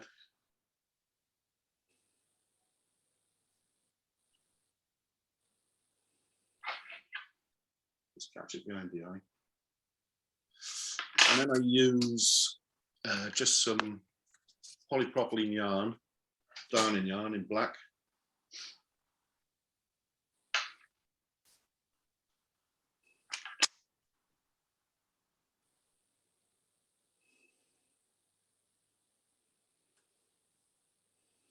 Catch it in behind the eye. go around the bed a little bit. Now the ants are tiny, the ones that live here. It's about 6 or 7 millimeters long. We're not talking about wood ants, you know, you're talking about those little things that live in your garden.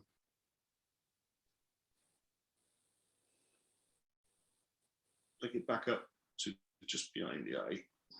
Twist this stuff up. I've got 2 strands of this. Build up just a little fat body at the back. Nothing too challenging.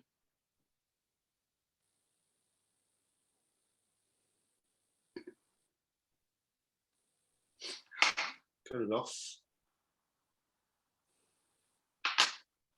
And then you want some white or grey polypropylene yarn. Have I got any?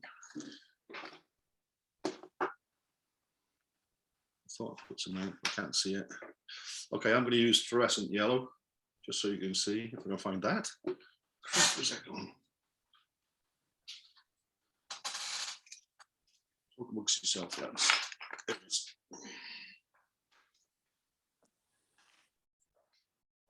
So you get some of this in white. You don't need all of it, probably a third of it. Take it and put a twist till it comes back on itself. And that tiny little loop is the wings of your ant.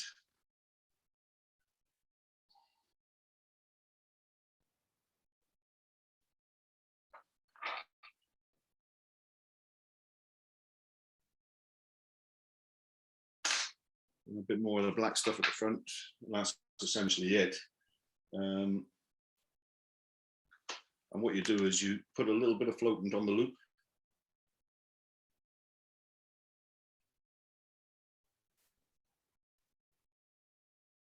And you can see it from quite a distance and quite late into the night.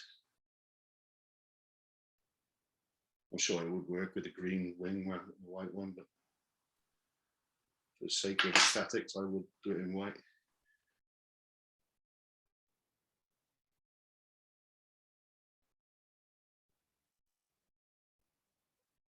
And that's the patio ant. Oops.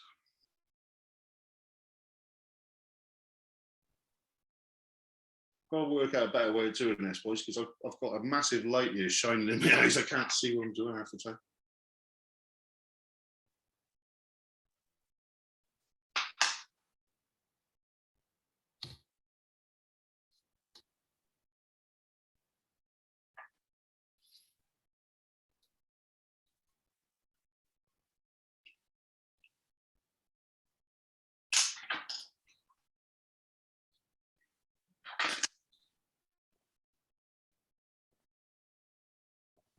Absolutely nothing to it.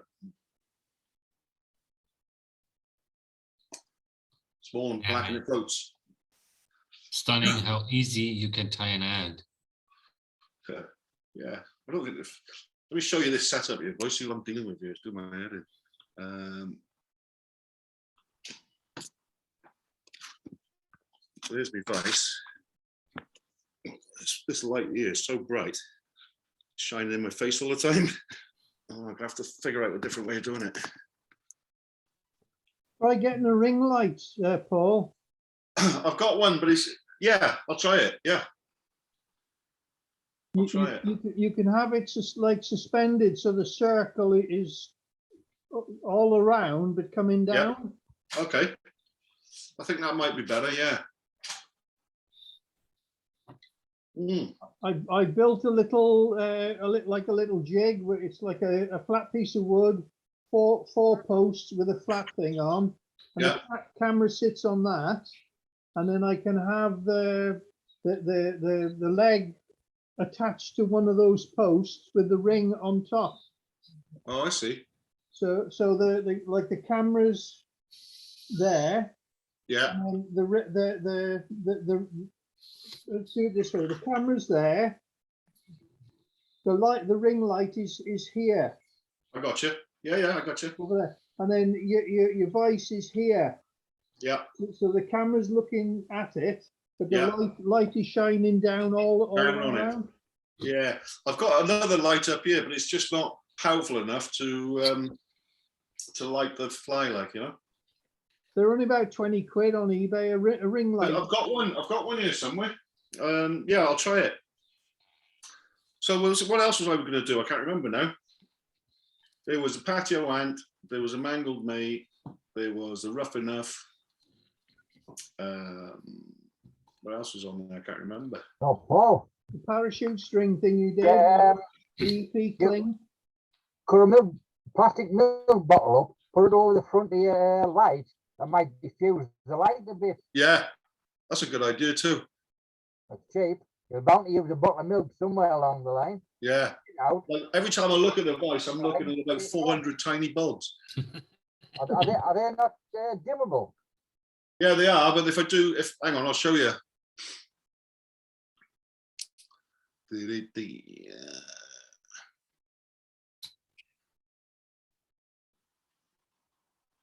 So they're controllable. So that's, that's blinding for me. That's not too bad. No, how dark is that, lads? No, the dark ones are better. Is it? Yeah. That's a little bit easier. And then you can change. Yeah. Put a flying device now there. I'll put a proper fly in, boys. Hang on, when I've spent some time on.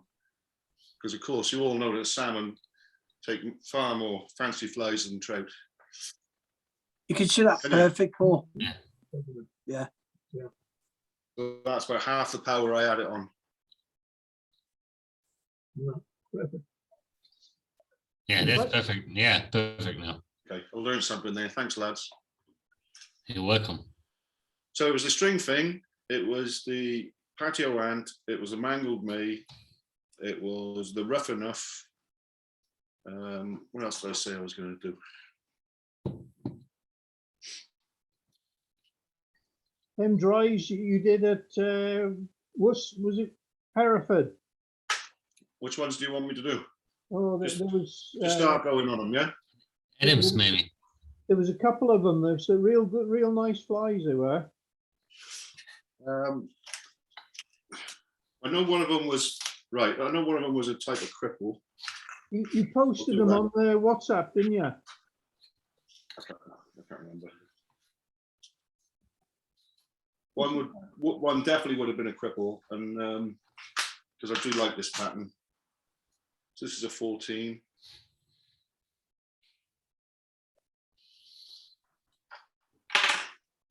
I'm going to use yellow thread. I start right tight behind the eye. Do you use whatever you want as thread, or do you pick a specific color? The only fly for the river that I use a specific color for is yellow May Dun, and that's obviously yellow. Mostly I use Danville 6/0 and pale olive for everything. But this is the yellow I'd use for a yellow May. I honestly don't think color makes too much of a difference, Alois. Yeah, that's only the shape and the silhouette, isn't it? I think so, and size. Yeah. You know, a lot of the mayfly patterns, I mean, Danica patterns, big ones, I tie with pheasant tail for the bodies. It's just brown. I mean, they ain't brown, are they? There's one of them, Paul. I would say like yellow for the Danica is yellow, and maybe an extended body. Yeah. Okay. Right, so I've got a little bunch of fibers for the tail there. I've got the bad side of the fibers facing up, so hopefully this tail's going to curve up. About the same length as the shank, over the back. Catch it in the front of the hook. Use tail fibers to control the thread and keep them on top. So you got a nice little tail. Now, the body could be anything, right? So it could be anything. I don't think it really matters. Was it mallet or what kind of material? I don't know if you were here earlier, Alice, but I use this a lot, which is EP fibers. Oh, okay. Yeah. So I'm not even going to put a body on this one. So let's say this is a yellow May merger of some sort.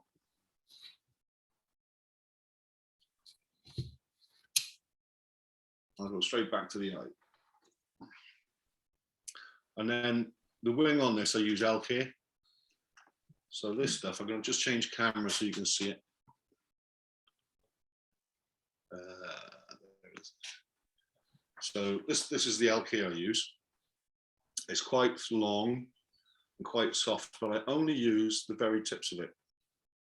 And you'll see, like if I use this stuff and tied on the dark grey part, it would flare like hell. On these, the good thing about elk here is when you get up near the tips, it becomes hard, so it doesn't flare. And this fly doesn't need the deer for buoyancy. So I'll just go back. Why not for buoyancy? Because it's going to have a hackle as well, mate. Ah, So this is basically a sighter for me, a sighting post, yeah? And even on things like an elk here, Caddis, you know, the elk doesn't provide any buoyancy anyway, really. It's the hackle or the CDC. And even deer here on small flies, it's a myth, it doesn't, because you know, you're using the very tips, which aren't hollow, you know. So you do your little stacking trick. I didn't like that one, so I'm going to do it again.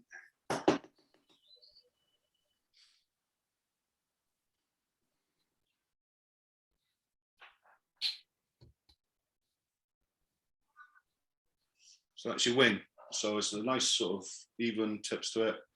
About the same length as the body, a little bit longer maybe, just out over the eye. Take a sort of loose gathering wrap, hold it between you, pinch it in, just snug it down. Go back 3 mil maybe, at least a third of the shank. Get it underneath there with your tips and cut it vertical. You can see it's not flaring much, yeah? So you really got to put some pressure on to get it flare. That's tight, so that's not going to roll when the hackle goes in. So now we can put in another one of these lovely badger hackles.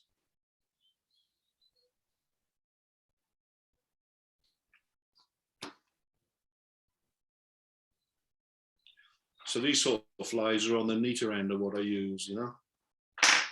So like a size 14 would be perfect for olive upright. Might be a bit small for a yellow May, but just get away with it. Flare it as much as you can. It's not going to be much.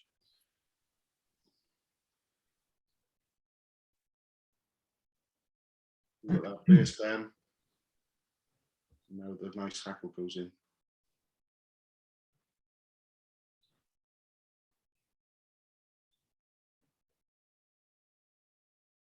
again, stunning. This is a step I normally don't do, or I haven't recognized yet. And it looks like, you know, when you flip that first part over or bring it in the front a bit more higher, this is buoyancy 100%. Oh yeah. So now we've got this wing sticking out the front. I don't like it sticking out the front like that. I'd like it just to sort of come up a bit. So I'll lift everything back and just force a few wraps. Yeah, boom.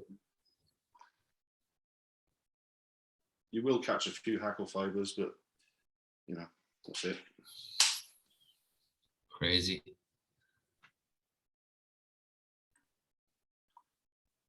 This is quite a useful style, up to about 16 perhaps. And again, you get that nice clear eye. I know it doesn't look like there, I'll show you in a sec.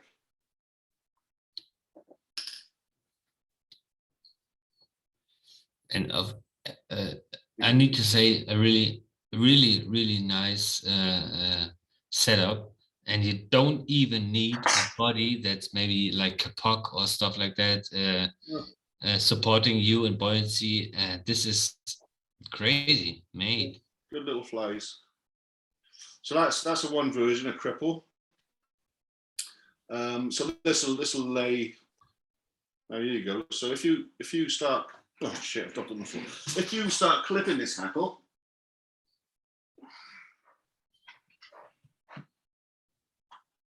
you know, because that wing is pointing up, it'll generally land with the wing pointing up. Yeah.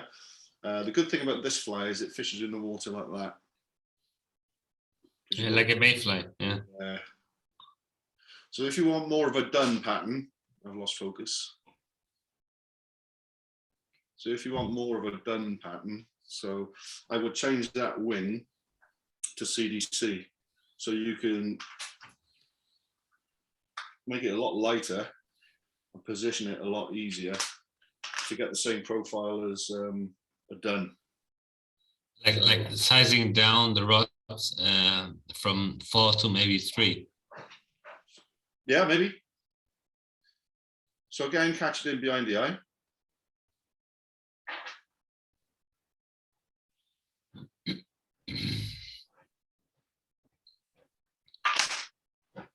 Come forward about half that distance. So I had to put, so I'm about 1.5 mil behind the eye, okay? So then get yourself some CDC, which I've got here.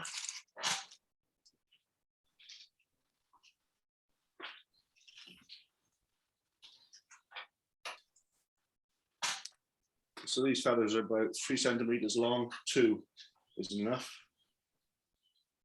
In fact, 2 is enough for any fly, really.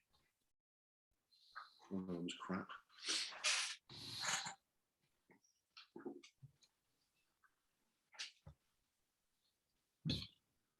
So we've got 2, even up the tips, so the tips are equal. Turn them round, strip off the fluff at the base. So now they're that sort of shape. And to get them to sit nice, hold them flat out over the eye of the fly. Take one complete loose wrap around it, okay? Then if you push the feather up and put your finger on the eye of the fly and pull, the feather can't go anywhere other than straight back. So now you've got a nice wing. If you've got one slightly longer than the other, well, you can live with it, but you can't mess with it like that. So now just tighten that. Go back up to the wing. Take a turn around the base, or maybe 2. It also looks perfect for a shuttlecock. Yeah, well, yeah, that's the basis of a shuttlecock, yeah. But with the post around the bottom of the wing, you can position the wing any way you want it, and it'll stay there. Cool. Yeah.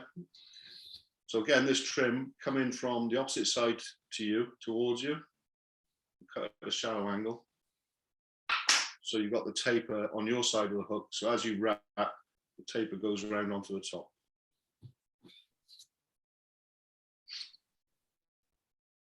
I'm not going to bother with the tail, just to show you this. So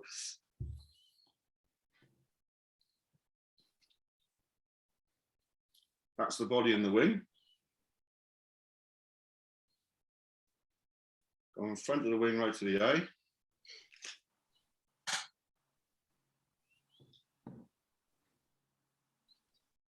Take yourself a hackle. Don't forget the handle at the base, and you can just put it where you want it.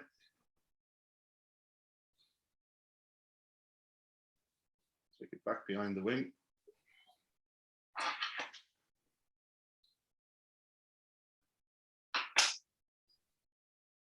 Well, I think probably 2 turns.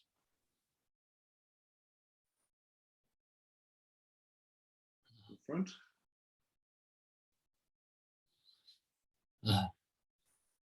Maybe get in behind it and do a couple more, maybe 3. You've got a nice tight little hackle fly. Really, really great stuff. Hey. Yeah.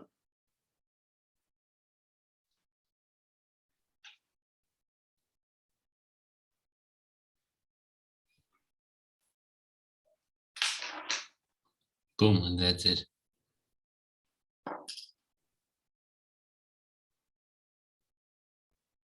You can clean them up and just cut anything out you don't like.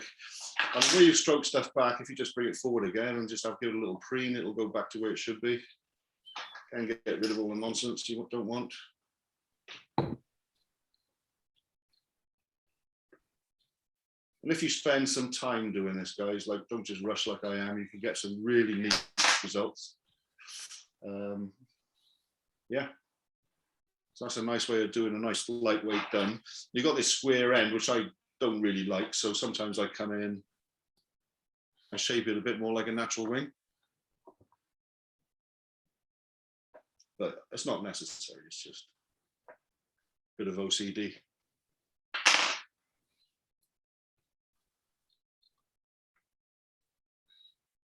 Boom. And then 100%. final one, maybe, would be a Caddis version.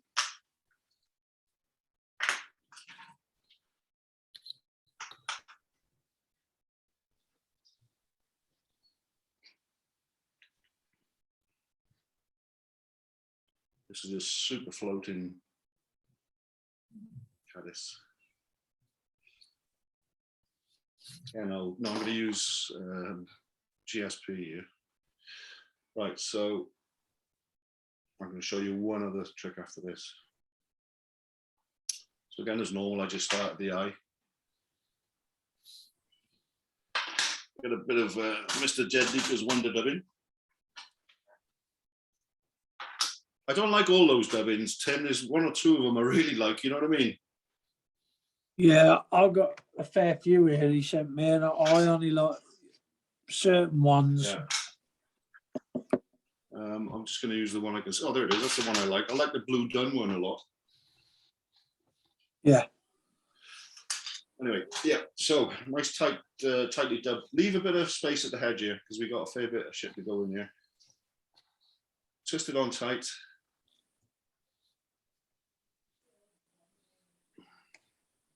That back towards the bend. They've got short, fat little bodies, Caddis. Rub back through it, and that's your body.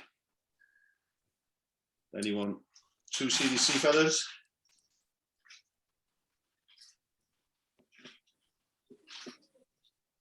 The last 20 minutes I have been watching this, and I have to say that really, he is keeping on hammering. That's crazy. You know, I've seen a lot of videos on YouTube and stuff like that, but these fine techniques and these really on point stuff you have to do, crazy. Thank you, Paul. Oh, mate, you're welcome. To me, it's just like shitty old flies that you take down a river, you know. But, so again, for the underwing here, you want it to be flat because the flotation of this Caddis is going to be on the underside of the CDC. Yeah, so I've tied this in the same way as I did the other one, but the other way around. So a couple of turns to the front, and you want to keep that as flat as possible. Don't want it to spin around the shank. So mess with it until you've got that flat profile. And then tighten up on it.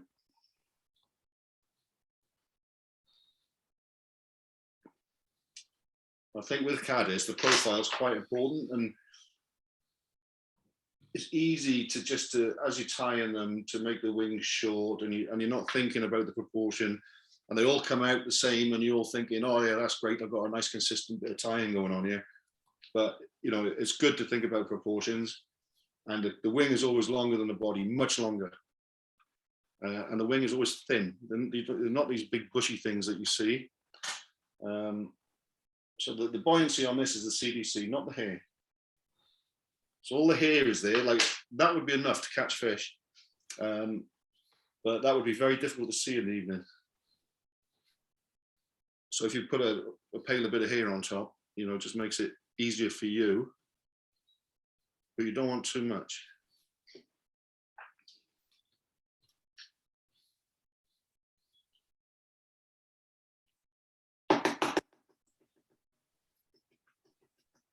So get the tips nice and lined up, get the curves all going the same way.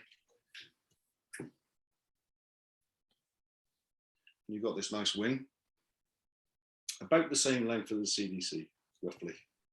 Yeah, and I'm going to put a head on this and finish the fly in one go. So I want it a little bit longer than the hook eye. So there. So I cut that square. I've used my fingers for a measure. Now,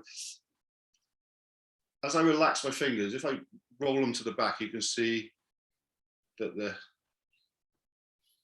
butts come out, yeah?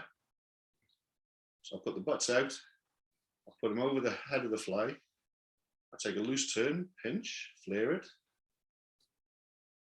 going underneath it. Now when you whip finish this thing, do it horizontally. See, so understand what I mean?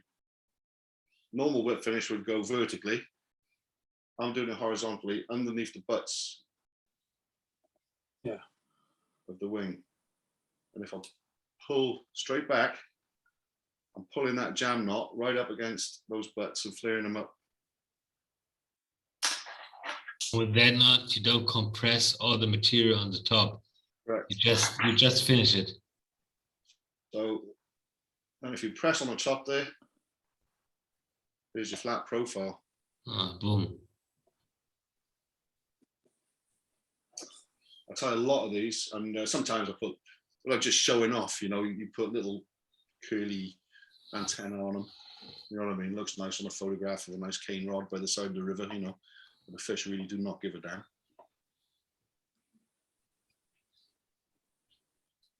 Yeah, so that's a Caddis. What size hook was that, Paul? That's on a 14. So that fly is a big one. So it's roughly twice the length of the hook.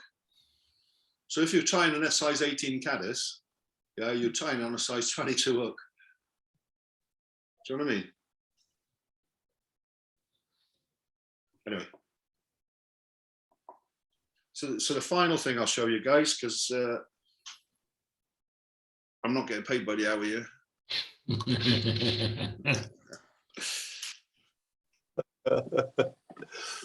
That's too subtle for Derek. Right, so this is a way of putting in deer here.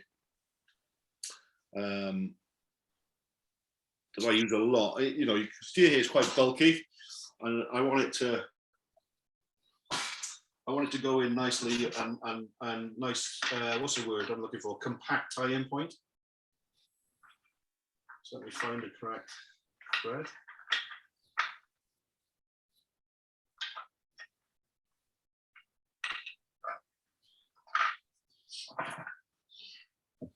So you want a GSP or something like that, round about 50 denier or 30 denier,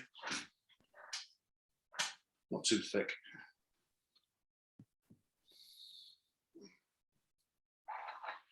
Sort out.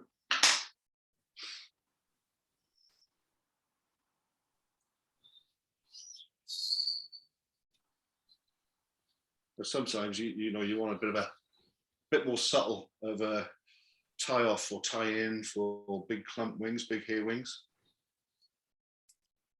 I still want to keep that eye clear. Slightly out of focus, Paul. Sorry, I can't see. Hang on. How do I make that? Oh, it is, isn't it? Perfect. Okay.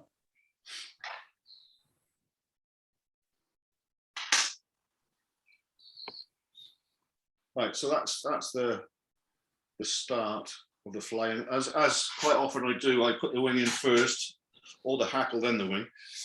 This case, I'm just going to put the wing in to show you. So there's lots of things. This is deer hair. This is a deer hair elk hair technique. So there's lots of things to look for when you're choosing hair. Okay.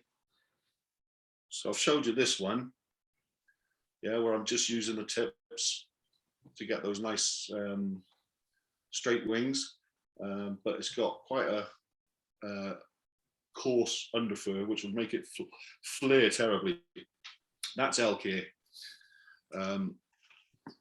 Here, the stuff I used for the Mangled May, although perfect for the Mangled May, is no good for what I want to do here, because this stuff, again, will flare like mad. And this is flank from the sides of the animal. So the stuff you're looking for comes down the back middle of the animal. It's called the back strap. It's the stripe that goes down the back of the deer. And it looks like this. It's much finer. and much tougher. It doesn't flare so much. So if you can find this, I think this is the best hair for wings you can get, because it doesn't just go flare out everywhere. Yeah. So I'm just going to use a bit of this now. And I like to mix colors on this just to mess around a bit, but I'm just going to use a bit of dyed yellow olive. And you can see how fine it is. And you can see if you look at the butts, they're not thick and spongy like a lot of deer hair is, yeah?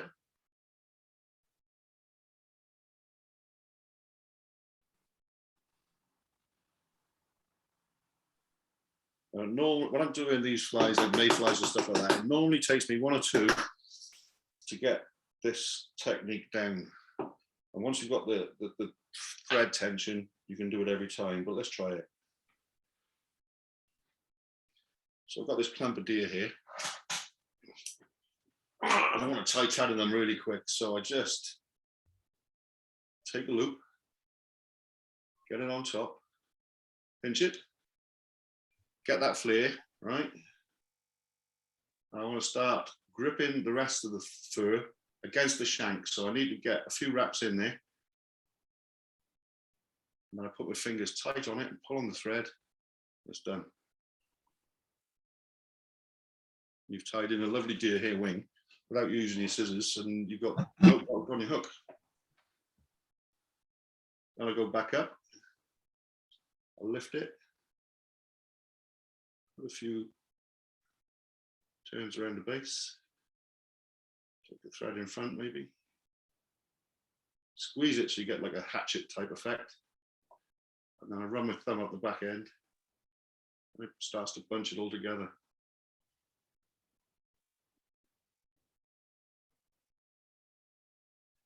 That one looks like the basement of Klink hammer.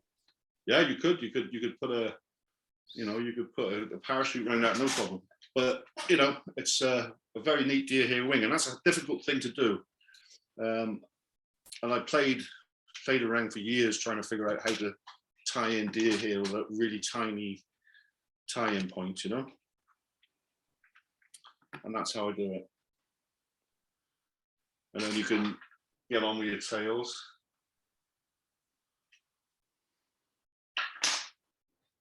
So again, this is moose. Really like moose.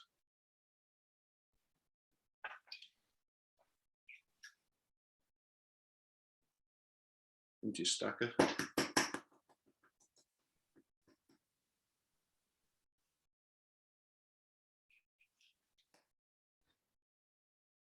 and get those curves going the same way, look. Not too much of a length of tail on this.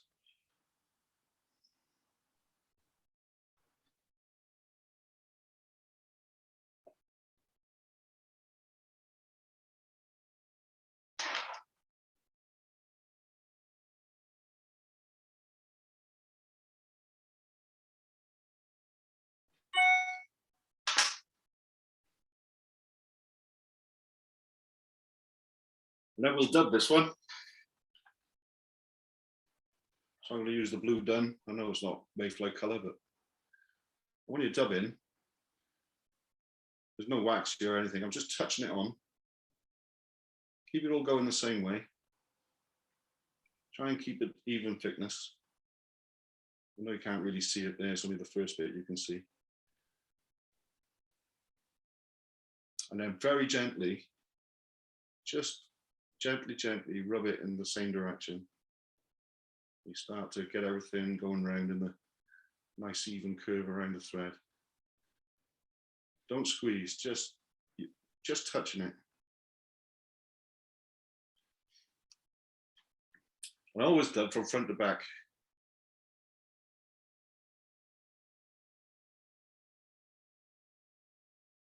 It's just enough for the body. Got a bit of a taper. Then I use the thread. Ooh, don't squeeze that too hard. And I use the thread for the rib. And it's up to you whether you leave these spiky bits in or cut them out. It's up to you. I normally leave them in.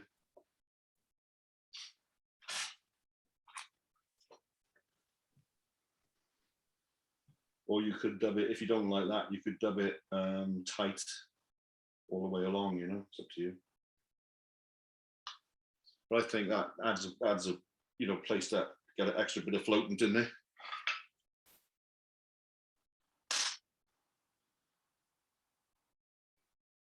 There's my hackle. And with that dub, you've got shoulder for it to go against.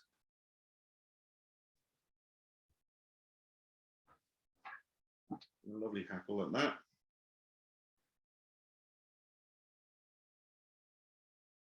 Spin up your thread.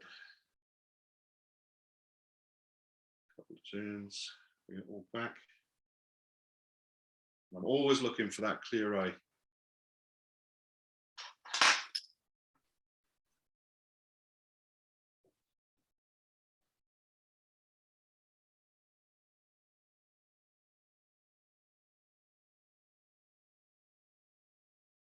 Couple of turns, but finish, then pull back against the wing, so it forces those wraps up against the wing.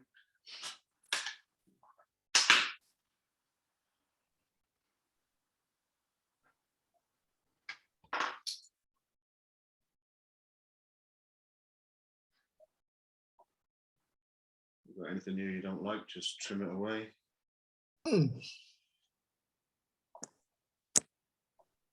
Now this is probably my favorite Mayfly Dun pattern.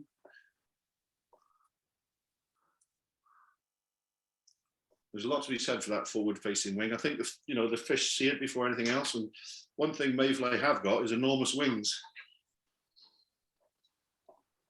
And again, I cut it underneath, because that big wing wants to lay on its side all the time.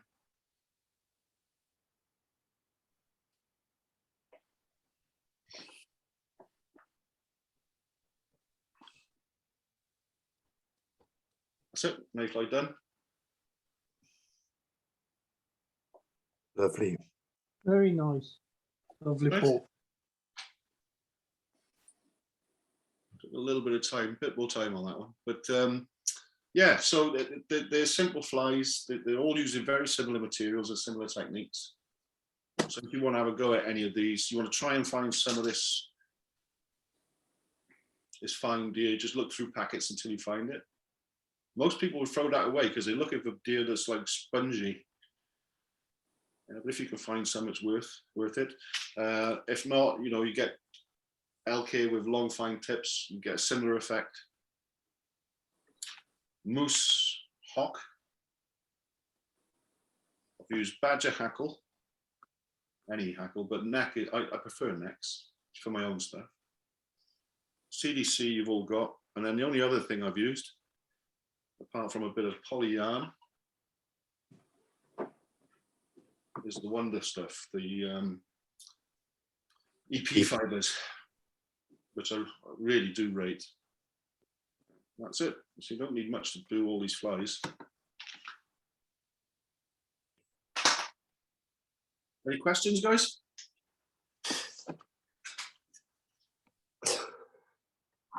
Fantastic. Okay. Cracking job, Paul. Cracking job. Good. Thank you. Fantastic job. Really good night tonight, Paul. Thank you. Good. I try and do something different, but I was a bit worried about tonight because I know the first flies I showed you probably weren't what you're expecting, but it's an approach to fly tying that, if you're a fly tyer and a really good fly fisherman, and you know he's a really good fly fisherman, and says to you, "Nice flies," right? I take that as an insult, right? If a really good fly fisherman says to you, "Can I have 10 of them?" That's the best compliment you can have. Yeah. So it's finding the flies that you know that will catch the fish, and people can look at them and go, "Oh yeah, that'll work," you know.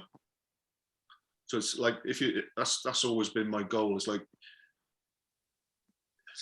you know, I remember Colin Russ, a guy called Colin Russ, who he's getting on a bit now, but we used to fish together all the time, and he never tied flies, but he was always in my box nicking mine. and he was such a good fisherman. Like, I was pleased that he was stealing mine, you know, because he was confident in them, and he was catching fish on them. And I think, you know, that's something to aspire to. Yeah. You know, if you want to tie a beautiful built wing salmon fly and put it on Facebook or frame it, happy days, you know. But that's a different type of fly tying, you know. And if you want to tie loads of flies and stick them on Facebook for likes, well, that's just bollocks. Yeah. You know? So I'm sorry, but it is. I know what you mean, yeah. Yeah.